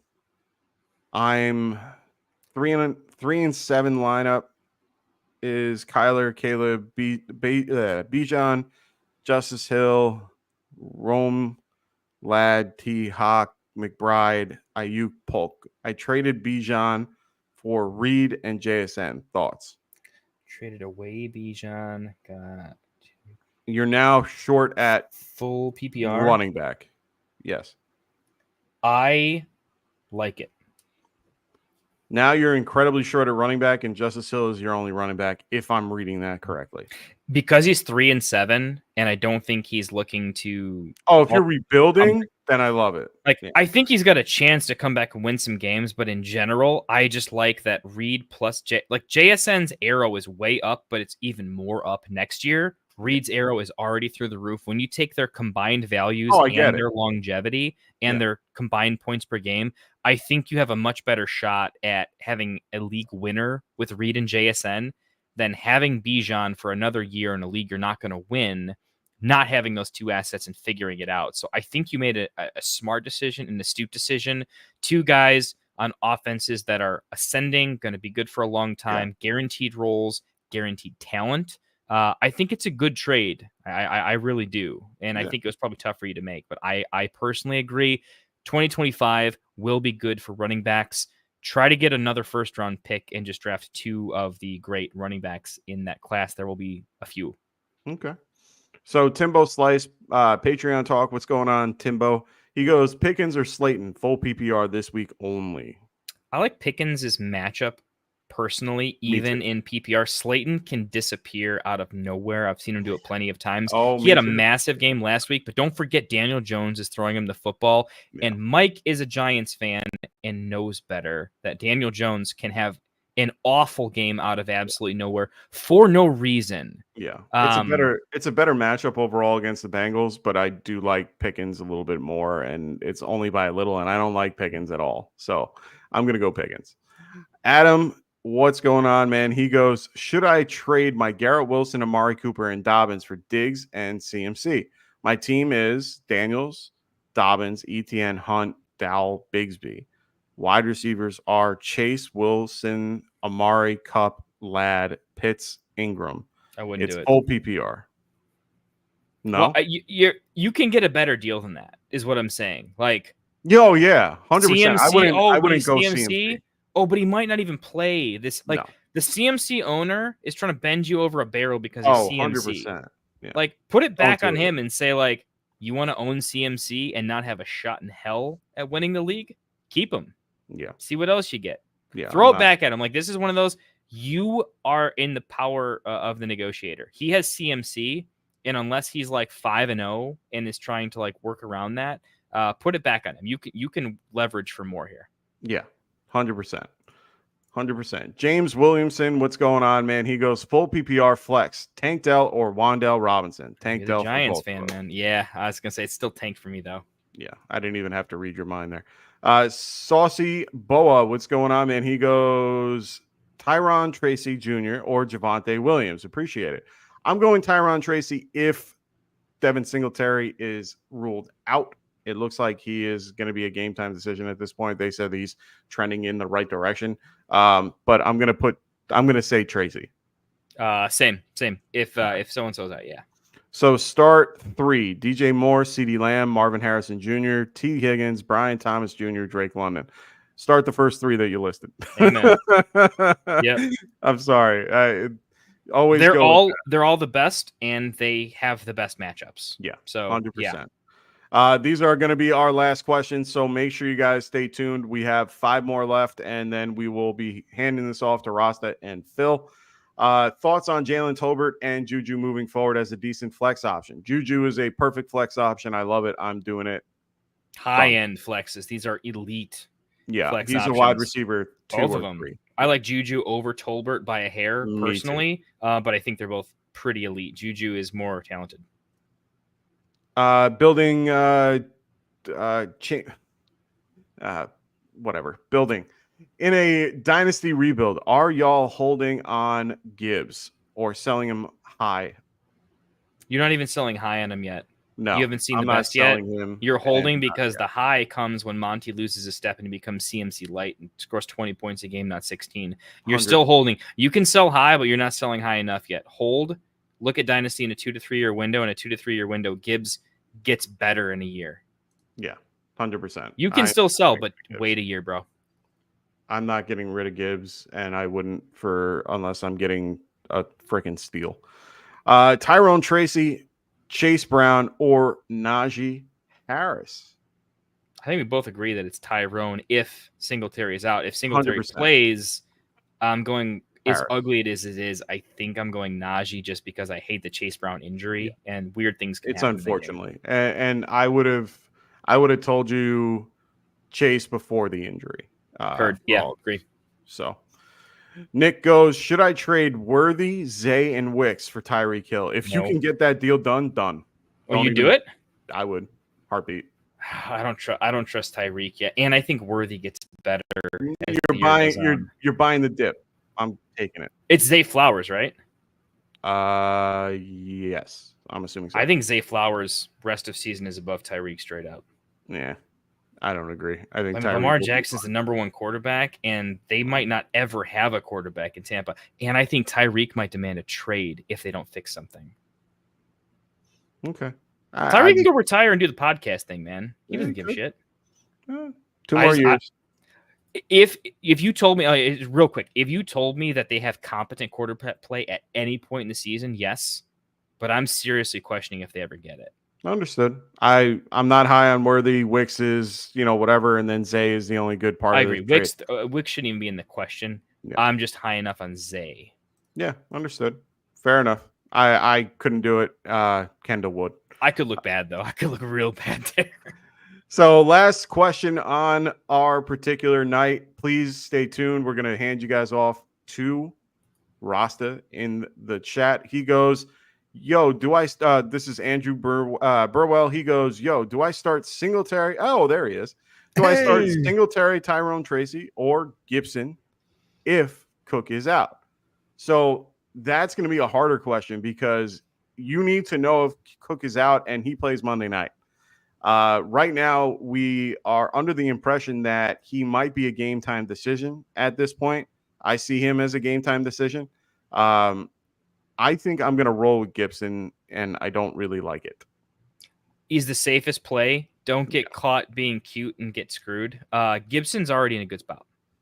Yeah.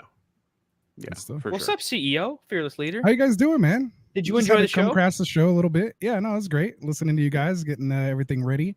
And just want to let you know we're ready when you guys are. So finish up your questions, and we're all done. We just wrapped it up. We did. Oh, say what? Look at you guys. Right. We've been working hard on it.